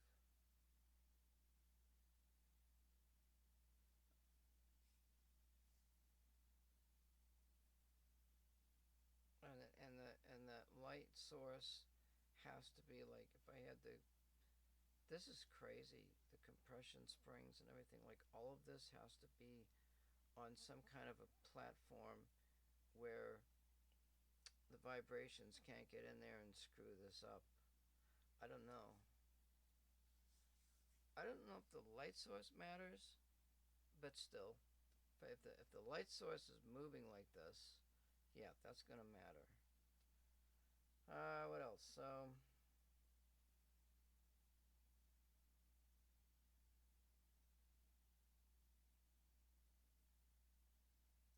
unless, I mean, unless if I had, what if I had two different light source boxes, one at 10 inches, the other at 20 inches, and then just move it like this.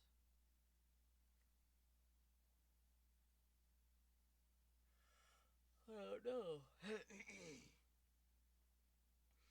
If I had 4 bolts on the outside with the pinhole,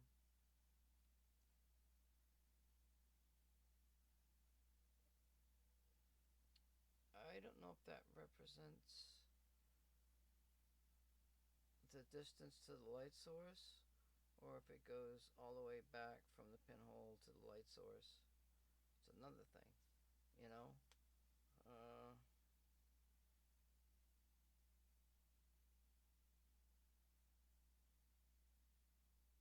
I'm trying to think. These are the ones that cause a lot of heat. Like, I've got this light bulb, which is kind of cool. You know, it's a regular light bulb, but it's got this frosting on it, which is really good because when this lights up, you can't see. All you can see is what's coming out of this, and you can't see the spring. You can't see all of that stuff that's in the middle, which is really nice because it's a nice fuzzy light source. I got a bunch of stuff. So like if I have a what the hell's that other bulb? I got some bulbs that are clear. Okay, so you can see through them. You can see the spring in there. So when this thing is all put together, what's going to happen is when I look at the camera, it's going to see that spring in the light bulb. We don't want that. So I have diffuser, which I can put, you know, if this thing's really bright, I've got different kinds of diffusers. I've got a dozen different kinds of diffusers that I can use, and then most of them are plastic, right? So maybe I'd have to have the glass as an insulator, have a drop-down diffuser, and then you got the pinhole, and the glass I think would be, I don't know what the glass would be. It's a trial and error thing, you know. The glass is going to screw something up there. So then you've got the diffuser. If you put the diffuser right up against the glass, I don't think the glass is going to heat up that much. I got this one lamp, you know, and I got these lamps. I don't know about the heating setup.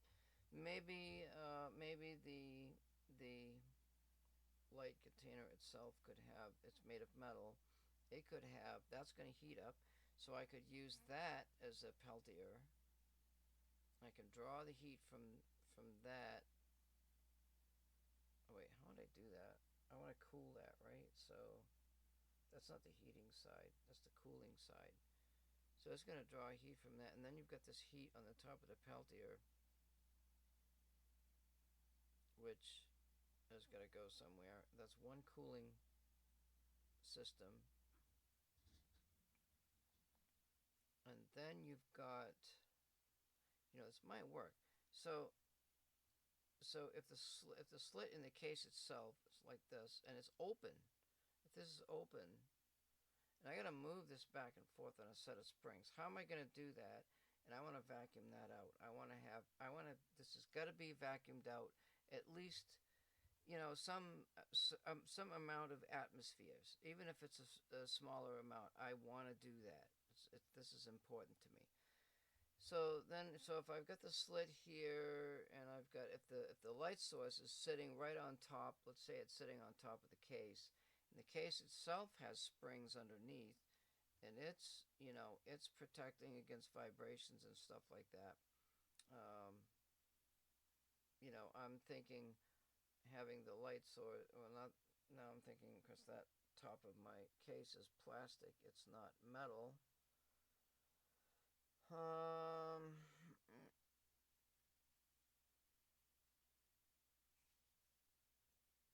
I could do plastic on one side, and then actually, metal would be better if I did it all the way because it's flatter on the top and flat on the bottom. And that plastic piece, I have to cut that piece of metal on the top of that case out there. Let me think. So if that was metal, and if I have a movable, if I have a movable track, and that track sits on something, a suspension. Like if it was all metal, I mean, if it's metal, or would it be, it might just be like a track on each side, okay? So you got this track, and then you've got this suspension, and then you got this thing sticking out 4 or 5 inches. So it's going to have, where did that paper go?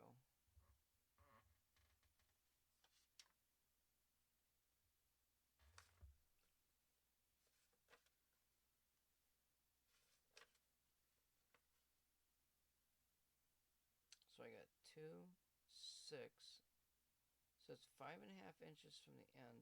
That leaves me 9.5 inches on the top and 4.5 inches on the outside. So that's twice as much support on the inside as the outside. So that means the light source itself.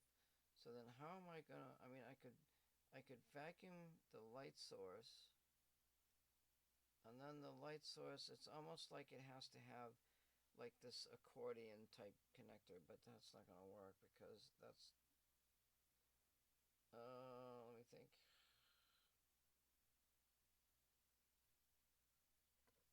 This could be enclosed. Doesn't have to be vacuumed out or typically cooled, although maybe I can run part of the cooling system from that Peltier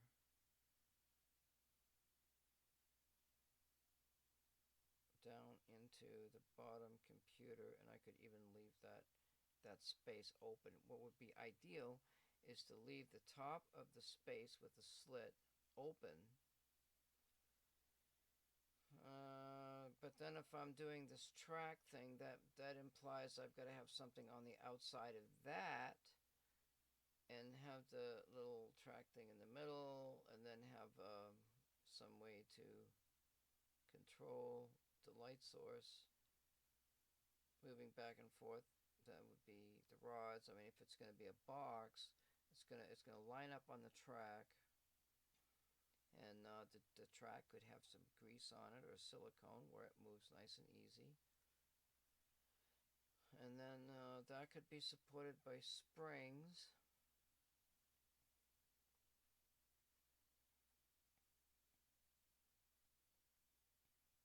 And the wires for the lights and everything, they can be flexible. The vacuum hose with the connection,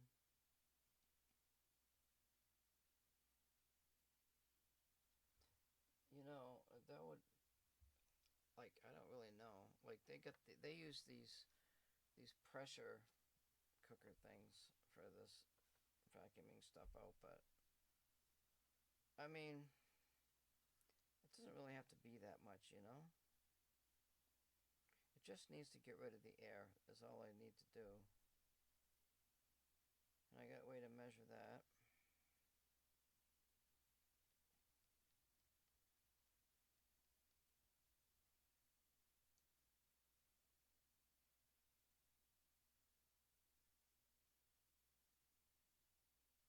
I actually have some track material outside.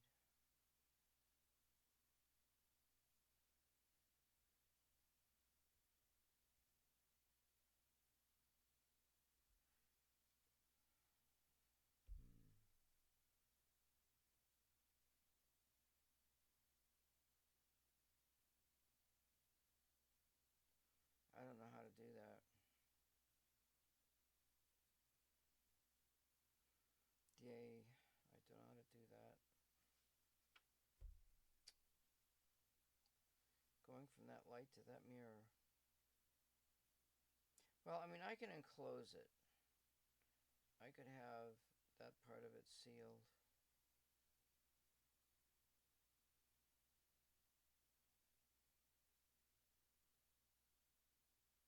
Wow, so I still have to build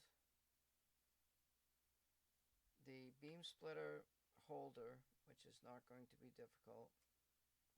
So we're talking another complete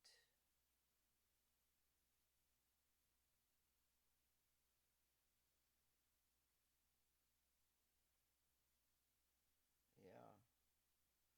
I gotta have another mirror holder, don't I?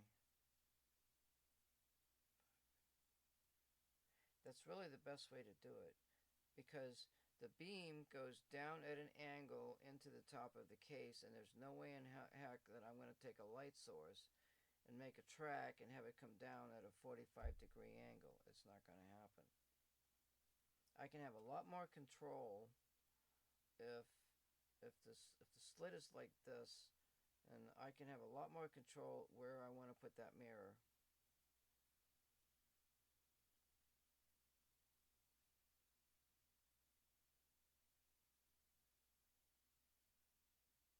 So that would be a base that's open. That's a 2-inch mirror. It's the same setup with I gotta build another base for this mirror. And then the adjustment is going to be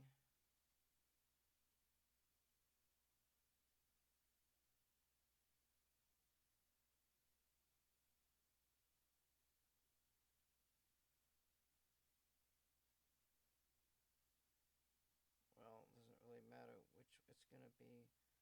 It's gonna be this way and this way.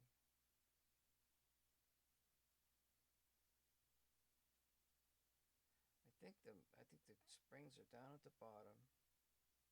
Yeah, but if I do that, it does something weird when I do that.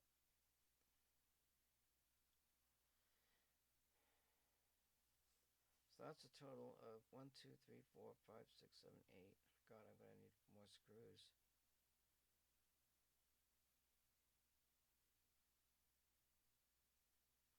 Well, I guess I figured that out. So I gotta build the beam splitter holder. I gotta build another base and a top for another mirror holder, plus another mirror holder, another whole setup. That sits on top of the computer case. And then I gotta build, ideally,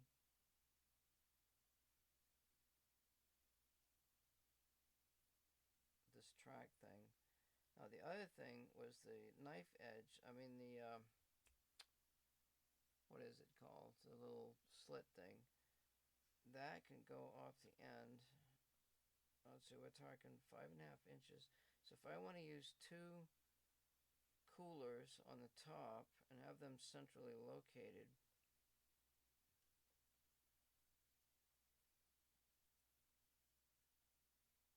oh, I got an idea. Well, yeah, that's interesting. So I could put the Peltier on the bottom of the light source. The light source is going to get hot, and the Peltier works best by the difference in the temperatures. Wait, so it's going to draw that hot air.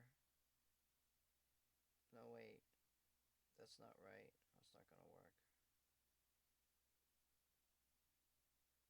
It has to be on the top. Heat rises. And so,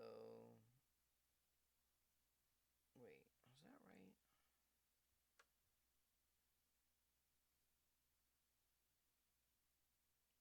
Yeah, probably. So you put it on the top, and then the heat goes up, and you've got a cooler. There's a cooler on the bottom.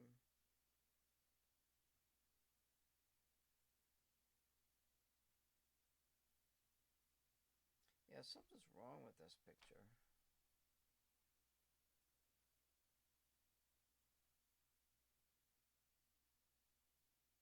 I think it has to be on the bottom. So if heat rises and you've got the hotter temperature on the top, the colder temperatures on the bottom, and you want to dissipate that heat, if you put the cooler on the top and it cools from the top down, well, actually, that would balance out the temperature better, wouldn't it?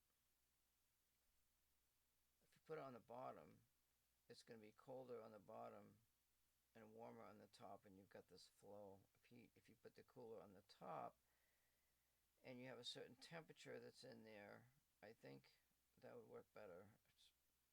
I don't think I got a choice.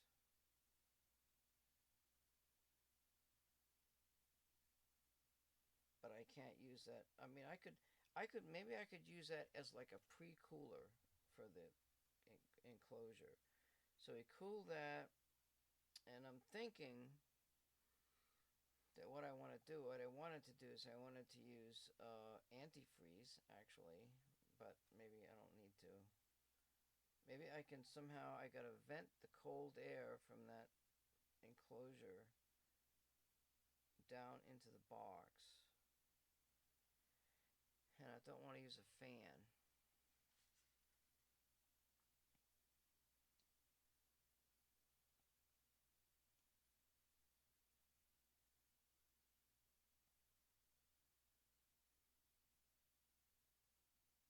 So if that's 5.5 inches, and that thing is sitting there, that's, let's see, 5.5 and 2 is 7.5 inches. That's exactly halfway.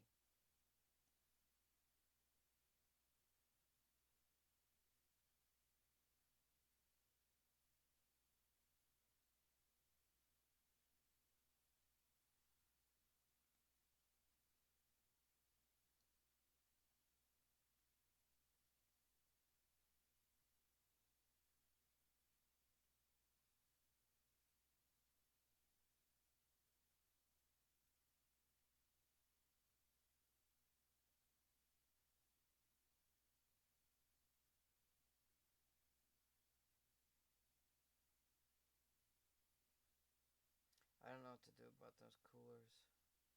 I don't know. It's a complicated setup. Complicated, but this has to be on a setup here. That can be solid. Now, this one,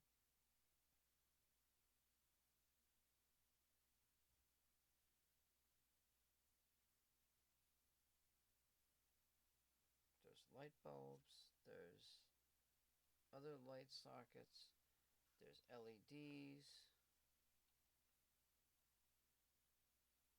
there's a candle in the wind. What else?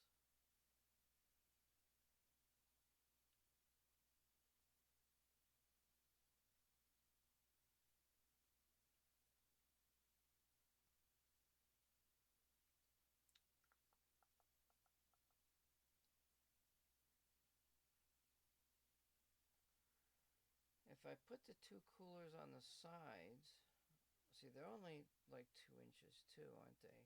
So if this is 2 inches, I've got a 4-inch section on the top, and I've got two 4-inch sections on the ends.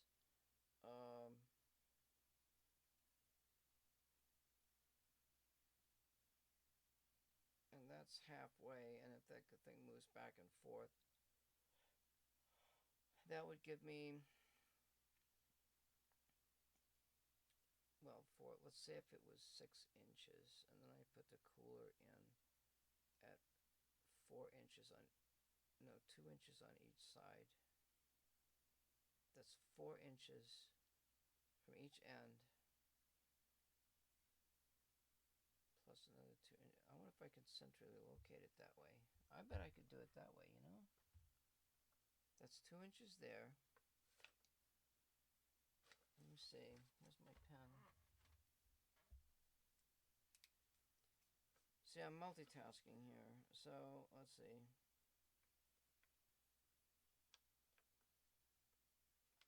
So we've got the 2-inch track for the light source.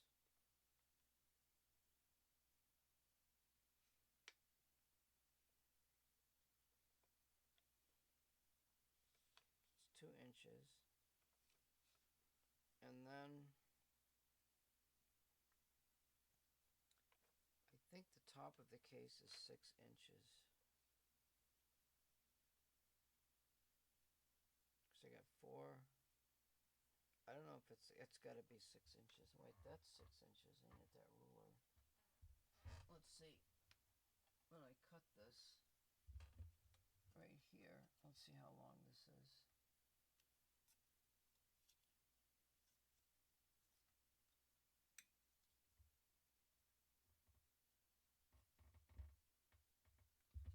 So if I go to the end of this case right here, this case was cut in half.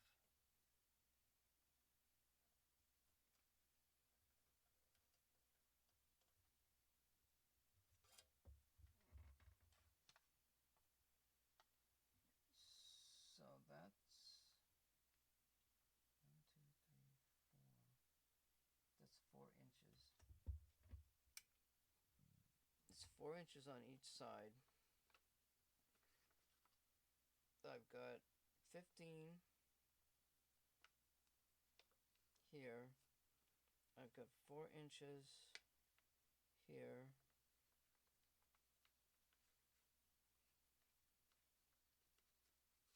I'm assuming the Peltier cooler is 2 by 2. This is 7.5.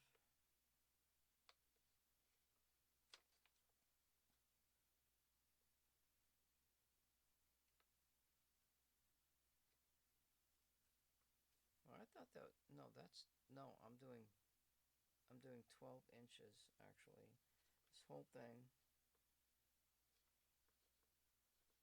is 12 inches. My Peltier coolers are only 2 by 2. That's 2 inches. 3, 4. If I were to make this, give myself an inch on either side.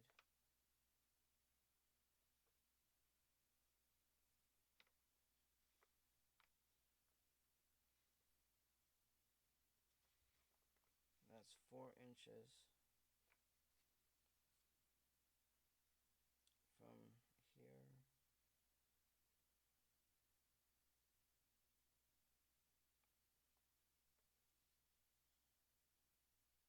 So that's going to be 2, 3.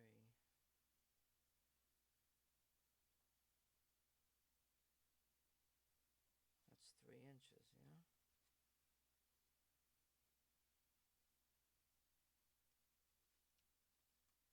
That's 3 inches here. And then another 2 inches.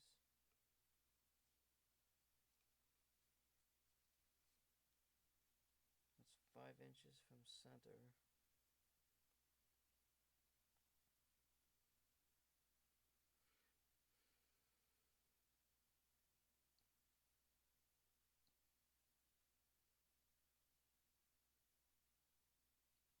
It's 2, 3, 4, 5.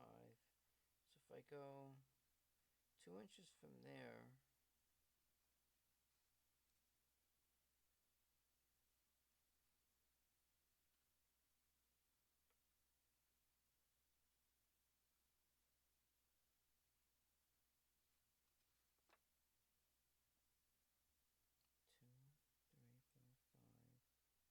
it's 5 inches. 2, 3, 4, 5. That's 5 inches from center to center.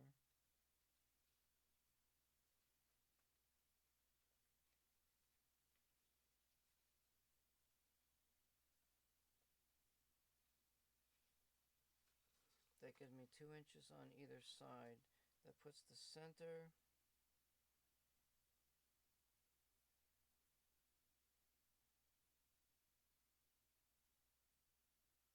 at 3 inches from the end. So if the center is at 3 inches from each end, and it's 12 inches, I got 6 inches in the middle and 3 inches from the end to center of the Peltier cooler.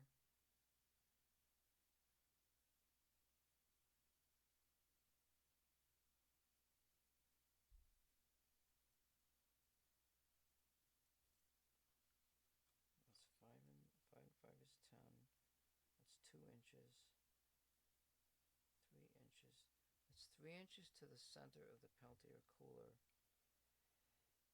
from the end.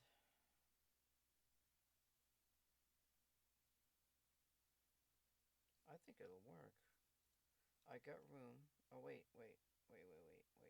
So there's 2, 3.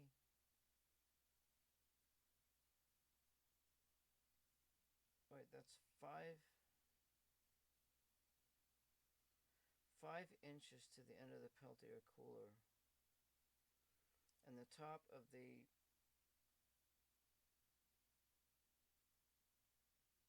that's 4 inches. So I need 6 inches on the top, which is 3 inches on each side. That means the Peltier cooler is going to end up on the top of the case.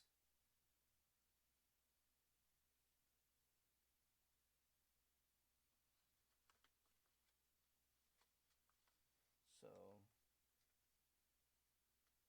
Peltier cooler on top of case next to top part. Okay. I know where to put those.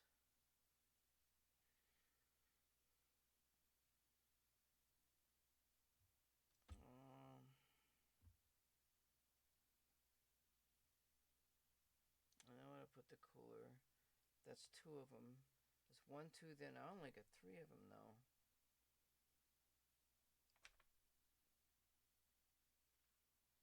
Shit.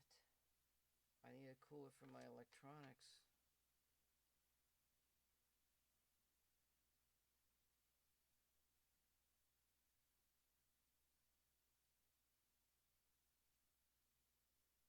I may have to order a few more things. You know what?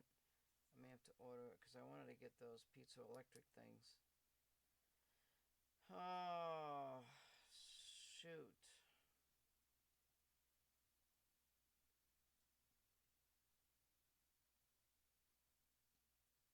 Well, that's 3 inches. That's 3 inches there to center. And that's 6 inches there. So it's going to be right on the edge of the case at the top, in the middle. There's 2 of them, 1 on each side.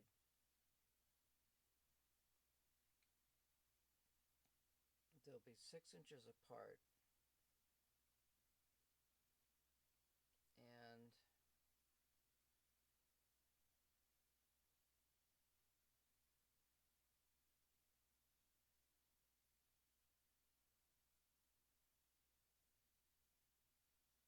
wait, this is okay. So you know what? The Peltier cooler is actually going to be, that's 7.5 inches. It's actually going to be right on the end of where that other mirror is going to hang down, which is not part of the case. So the main part of the cooling is actually going to be behind that first mirror, which the whole thing about this cooling thing is that you start the cooling system, and let's say you want to drop the temperature 10 or 20 degrees or whatever. And so you've got, there's temperature sensors inside of the unit. And so that will actually measure the temperatures inside the unit. And then that will be a stable temperature, right? And I got, like, on the end of it, I think the back part of it, there's going to be like a temperature thing and a humidity thing, and there's going to be that. And I actually have some controllers that are going to measure the temperature and humidity as well. Those, maybe I will put those. I don't know where to put them. I'm thinking on the middle, on either side of the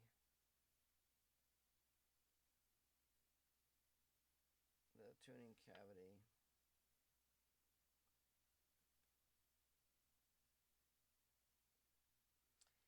And there's got to be some kind of airflow indicator thing built into this thing.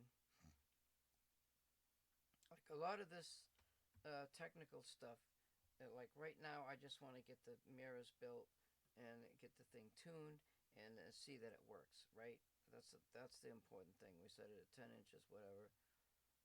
That should be okay. The cooling thing is really um, after. That comes after. And I could set the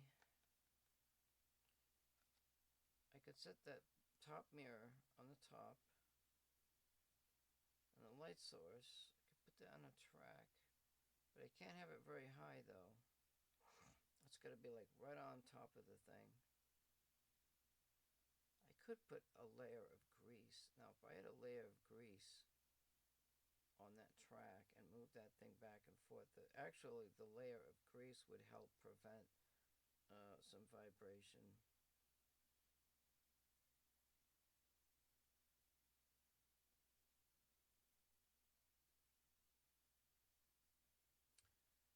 I could have if I had rods or something on the top. I've got some stainless steel rods and stuff, and I can suspend the lighting source off of that, and I can move the lighting source back and forth.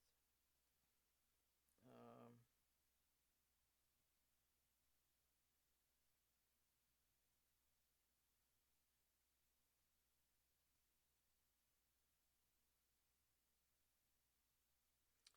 I think what I can do, so I can have some metal.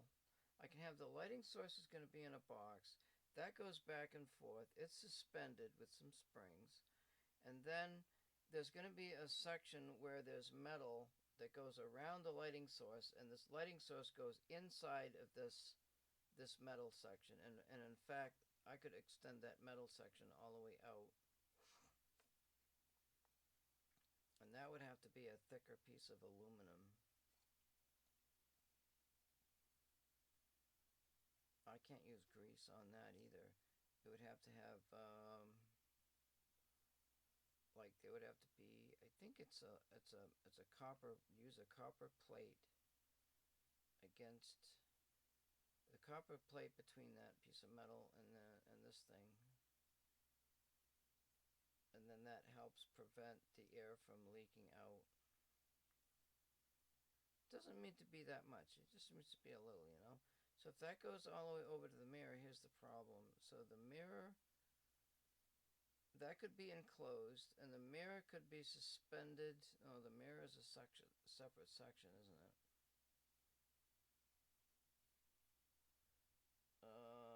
Let's see. That's 4 inches by 4 inches.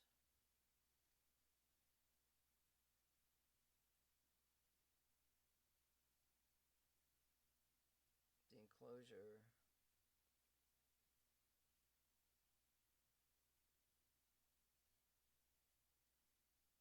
Well, no, it's actually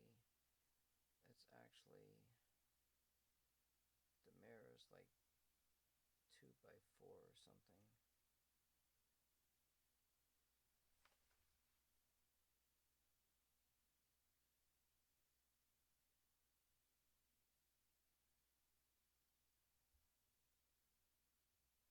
I think that vacuum. So if that's a solid, so if I get the mirror, and then there's a solid piece that goes on the top. It's like open on the bottom, and it's a solid piece. Uh,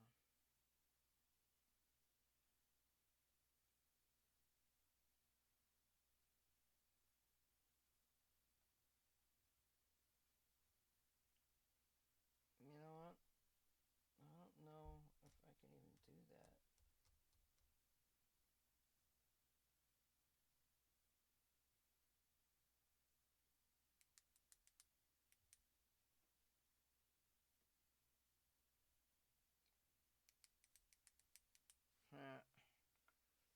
Yeah. You know, I think it'll work because if I use a section where if I build this little aluminum section and have the light source go back and forth inside the aluminum section. Then somewhere in that aluminum section there could be some kind of clamp setup or something. Vacuum, once the vacuum gets started, it's going to suck in that copper plate around that piece. And that's even going to be separated. Oh, that's not. And then actually have the unit that takes out the vacuum on top of that metal piece, and it'll go down through the slit. The slit's going to be open down to the bottom. That way I can leave it open. I don't have to put a mirror in there. And then I can suck the air out from the bottom up through the top. And I was thinking the cooling system, I was thinking of putting fins on the top of the case to allow the cold air to go through the system quicker. And the cold air will settle to the bottom, and then there'll be like a circulation thing in there that will circulate it and balance it out somehow. Wow, that's interesting. So that, wait. So the slit, where did I say the slit was going to be?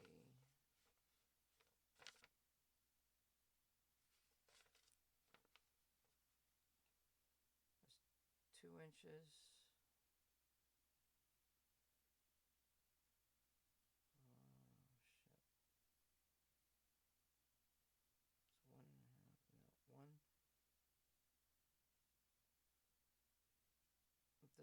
This is 1 inch. No, it's 2 inches from here to here. It's 1 inch, 4 inches, 5 inches from here to center,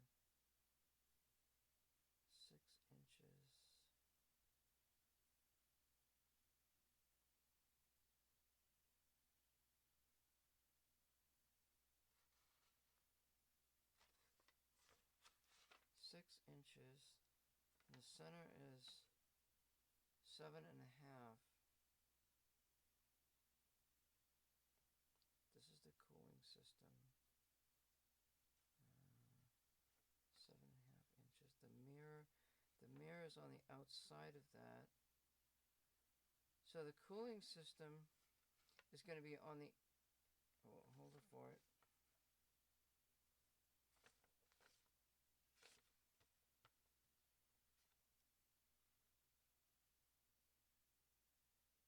The slit is here. It's 1 inch here, 4 inches here. That's 5 inches. So that's going to be 4 inches. No. 4 inches from the end.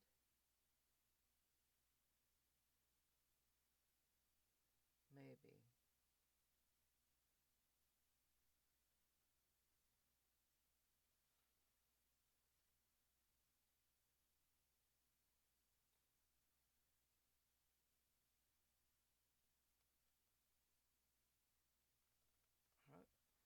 If the cooling system is oh wait, no, the cooling system is on either side of that track. That's right. It's on wait.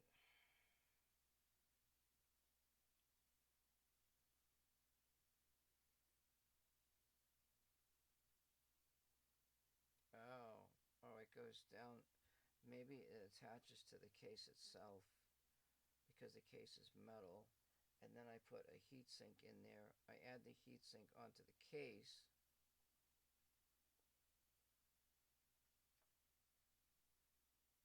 On the other side of the case. Oh, that's not right. The Peltier would have to be on top of the case.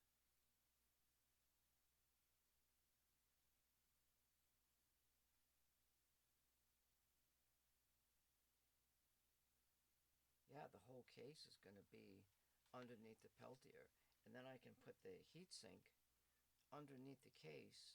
I can put heat sinks with big fins underneath the case, like a fin type of thing, to vent, to spread out the cooling better. And the heat sink on the top is going to be on either side of that part where the aluminum goes in. So that's going to have some heat coming up through there. But if I put which is supposed to have fans, you know, if that's on, where is that going to be? That's going to be right where that mirror is. No, it's going to be on the other side of that mirror setup. I think it'll work. The heatsink's going to be on the other side of all my mirrors setup where all the stuff goes in.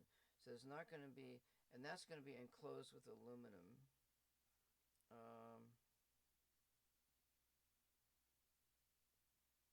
And that should cool because that's going to be cold.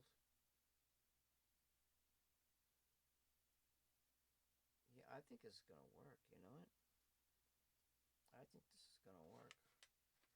My only question is now I've got to build something for that to slide in and out of and build that piece. Wow. And then I've got to build a support.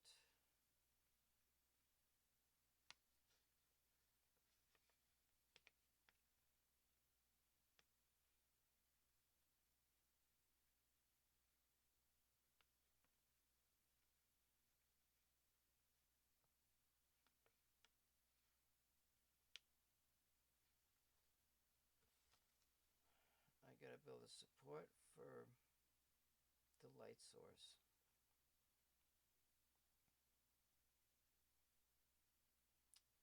Yeah, that's going to be interesting.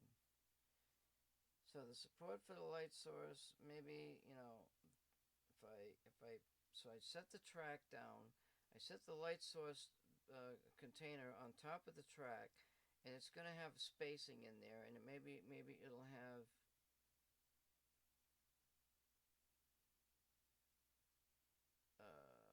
wait a minute.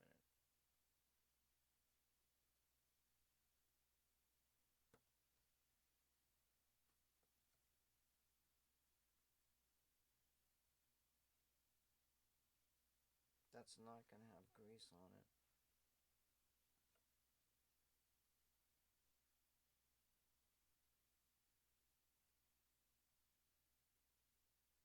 See, I'm thinking about this vacuum setup. If I'm sucking the vacuum up out of the air like this, it's going to pull that heat sink.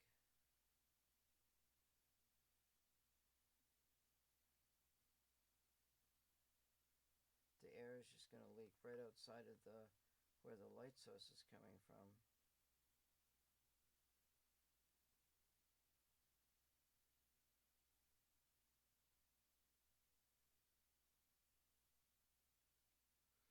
Unless if the light source is sealed to this container, which is on the outside of the case, or I don't even bother with suspending that, and my light source is going to be at the whim of the springs on the bottom of the case, which maybe defeats my whole purpose of the whole setup, because the light source setup, it's not going to be in the same amount of tension as all of the other mirror systems in the setup.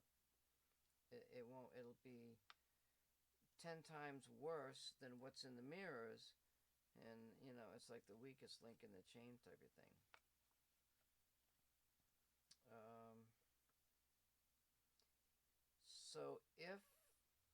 So maybe what I'm thinking, the enclosure for the mirror is going to have to be separate from the enclosure of the light source so that I can vacuum out the case. Then there's going to be this space.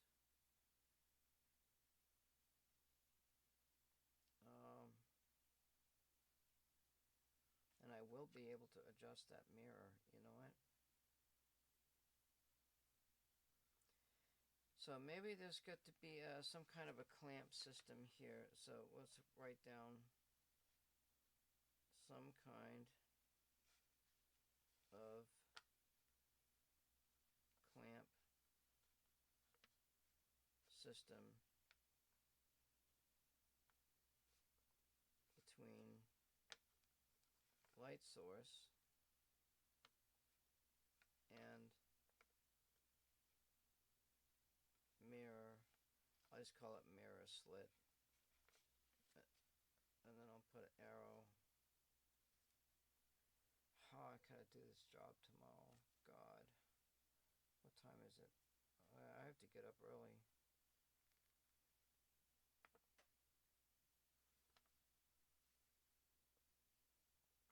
And that's gonna be right there.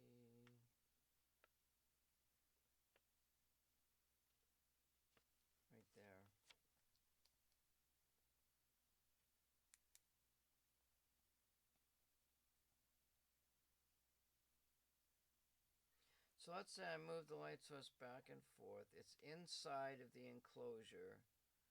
And then anywhere along that light source is going to have a good solid setup as well as the other piece. Then I've got to have a clamping setup where I can tighten down the connection around the light source box. And then I can pull the vacuum on the side that is on the other side of the light source box. So it'd be like this.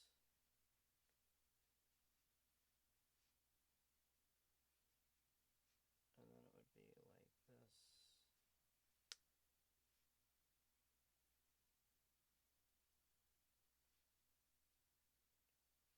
And the slit's going to be like this.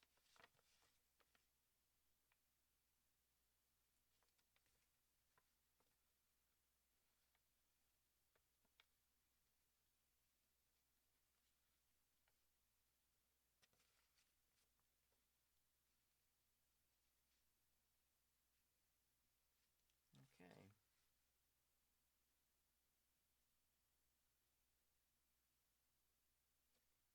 And that section, the light source box, what did I say here? This is 2 by 2 inches. The mirror is 2 by 2, 4 by 4 inches.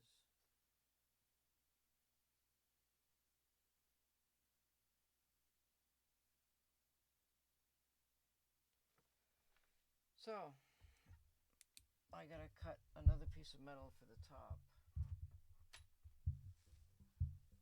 That's the way that ball gonna roll, I guess. Well, glad I figured that out, huh? I was thinking, I don't want to do that job again. And now I'm thinking, you know what? I'll bet I'm going to end up having to cut another piece of metal on there, 6 inches. Well, actually, I got 4. It might be 8 inches.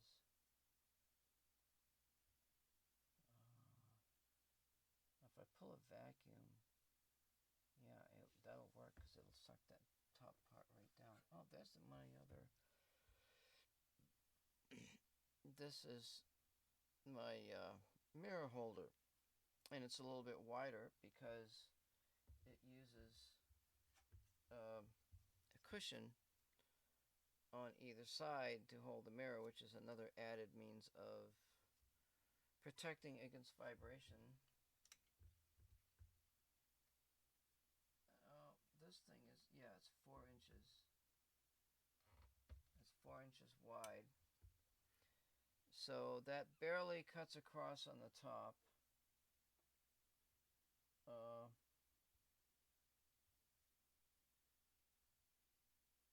Yeah, and the top part could be 4.5, 5 inches around that.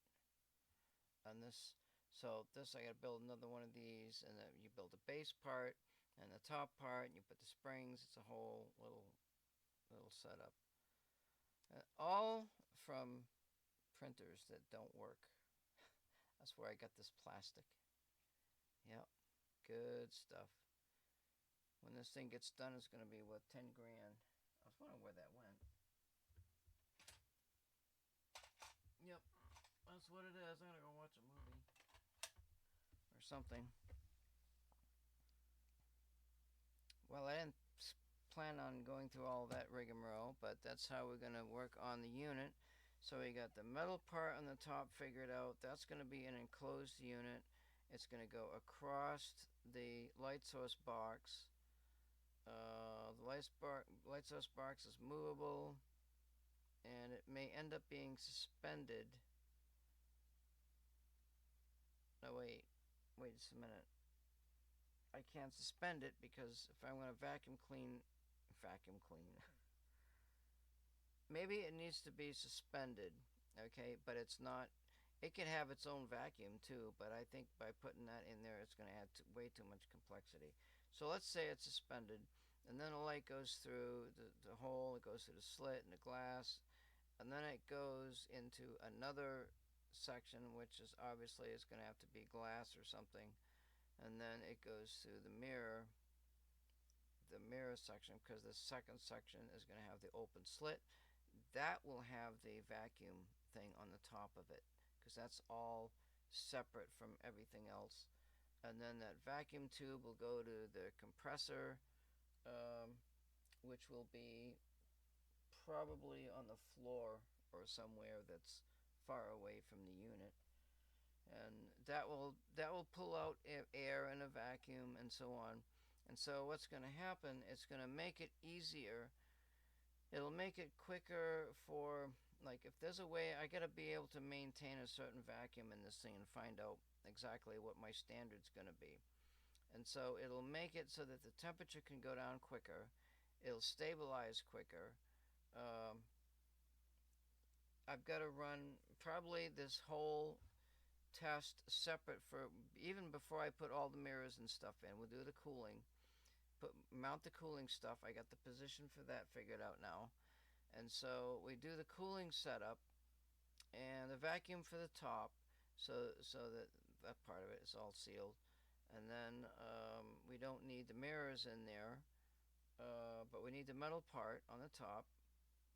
And I'm going to try this idea about, they were saying, if you use like if you use a material like some kind of epoxy or some weird crap that they showed on the video to get a vacuum, it works, but it's not, you can't move things, right? Or you can't, I don't know, it just don't look good. So I'm going to try using the copper strip method. So we're going to have a copper strip between the two pieces of metal, and theoretically the copper strip sinks down into the vacuum thing, and that's how we get the vacuum seal. It doesn't pull it out through. It's kind of like a washer thing. If you have just the two pieces of metal, the air can go through. But if you use a copper strip that goes across, the copper strip is more flexible, and so that will prevent, it acts like a thin type of a washer that compresses, and so maybe that will work. That'll give me some small amount. I need to find out where the limit is and then back off the limit.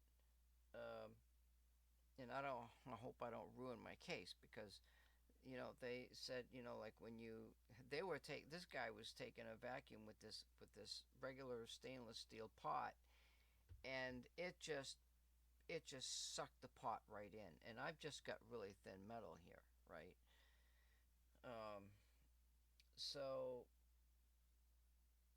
I've got to be really careful, and there's a valve that you can do. It's like a needle valve thing, and so you can watch the pressure, and you can regulate how much of that air is going through.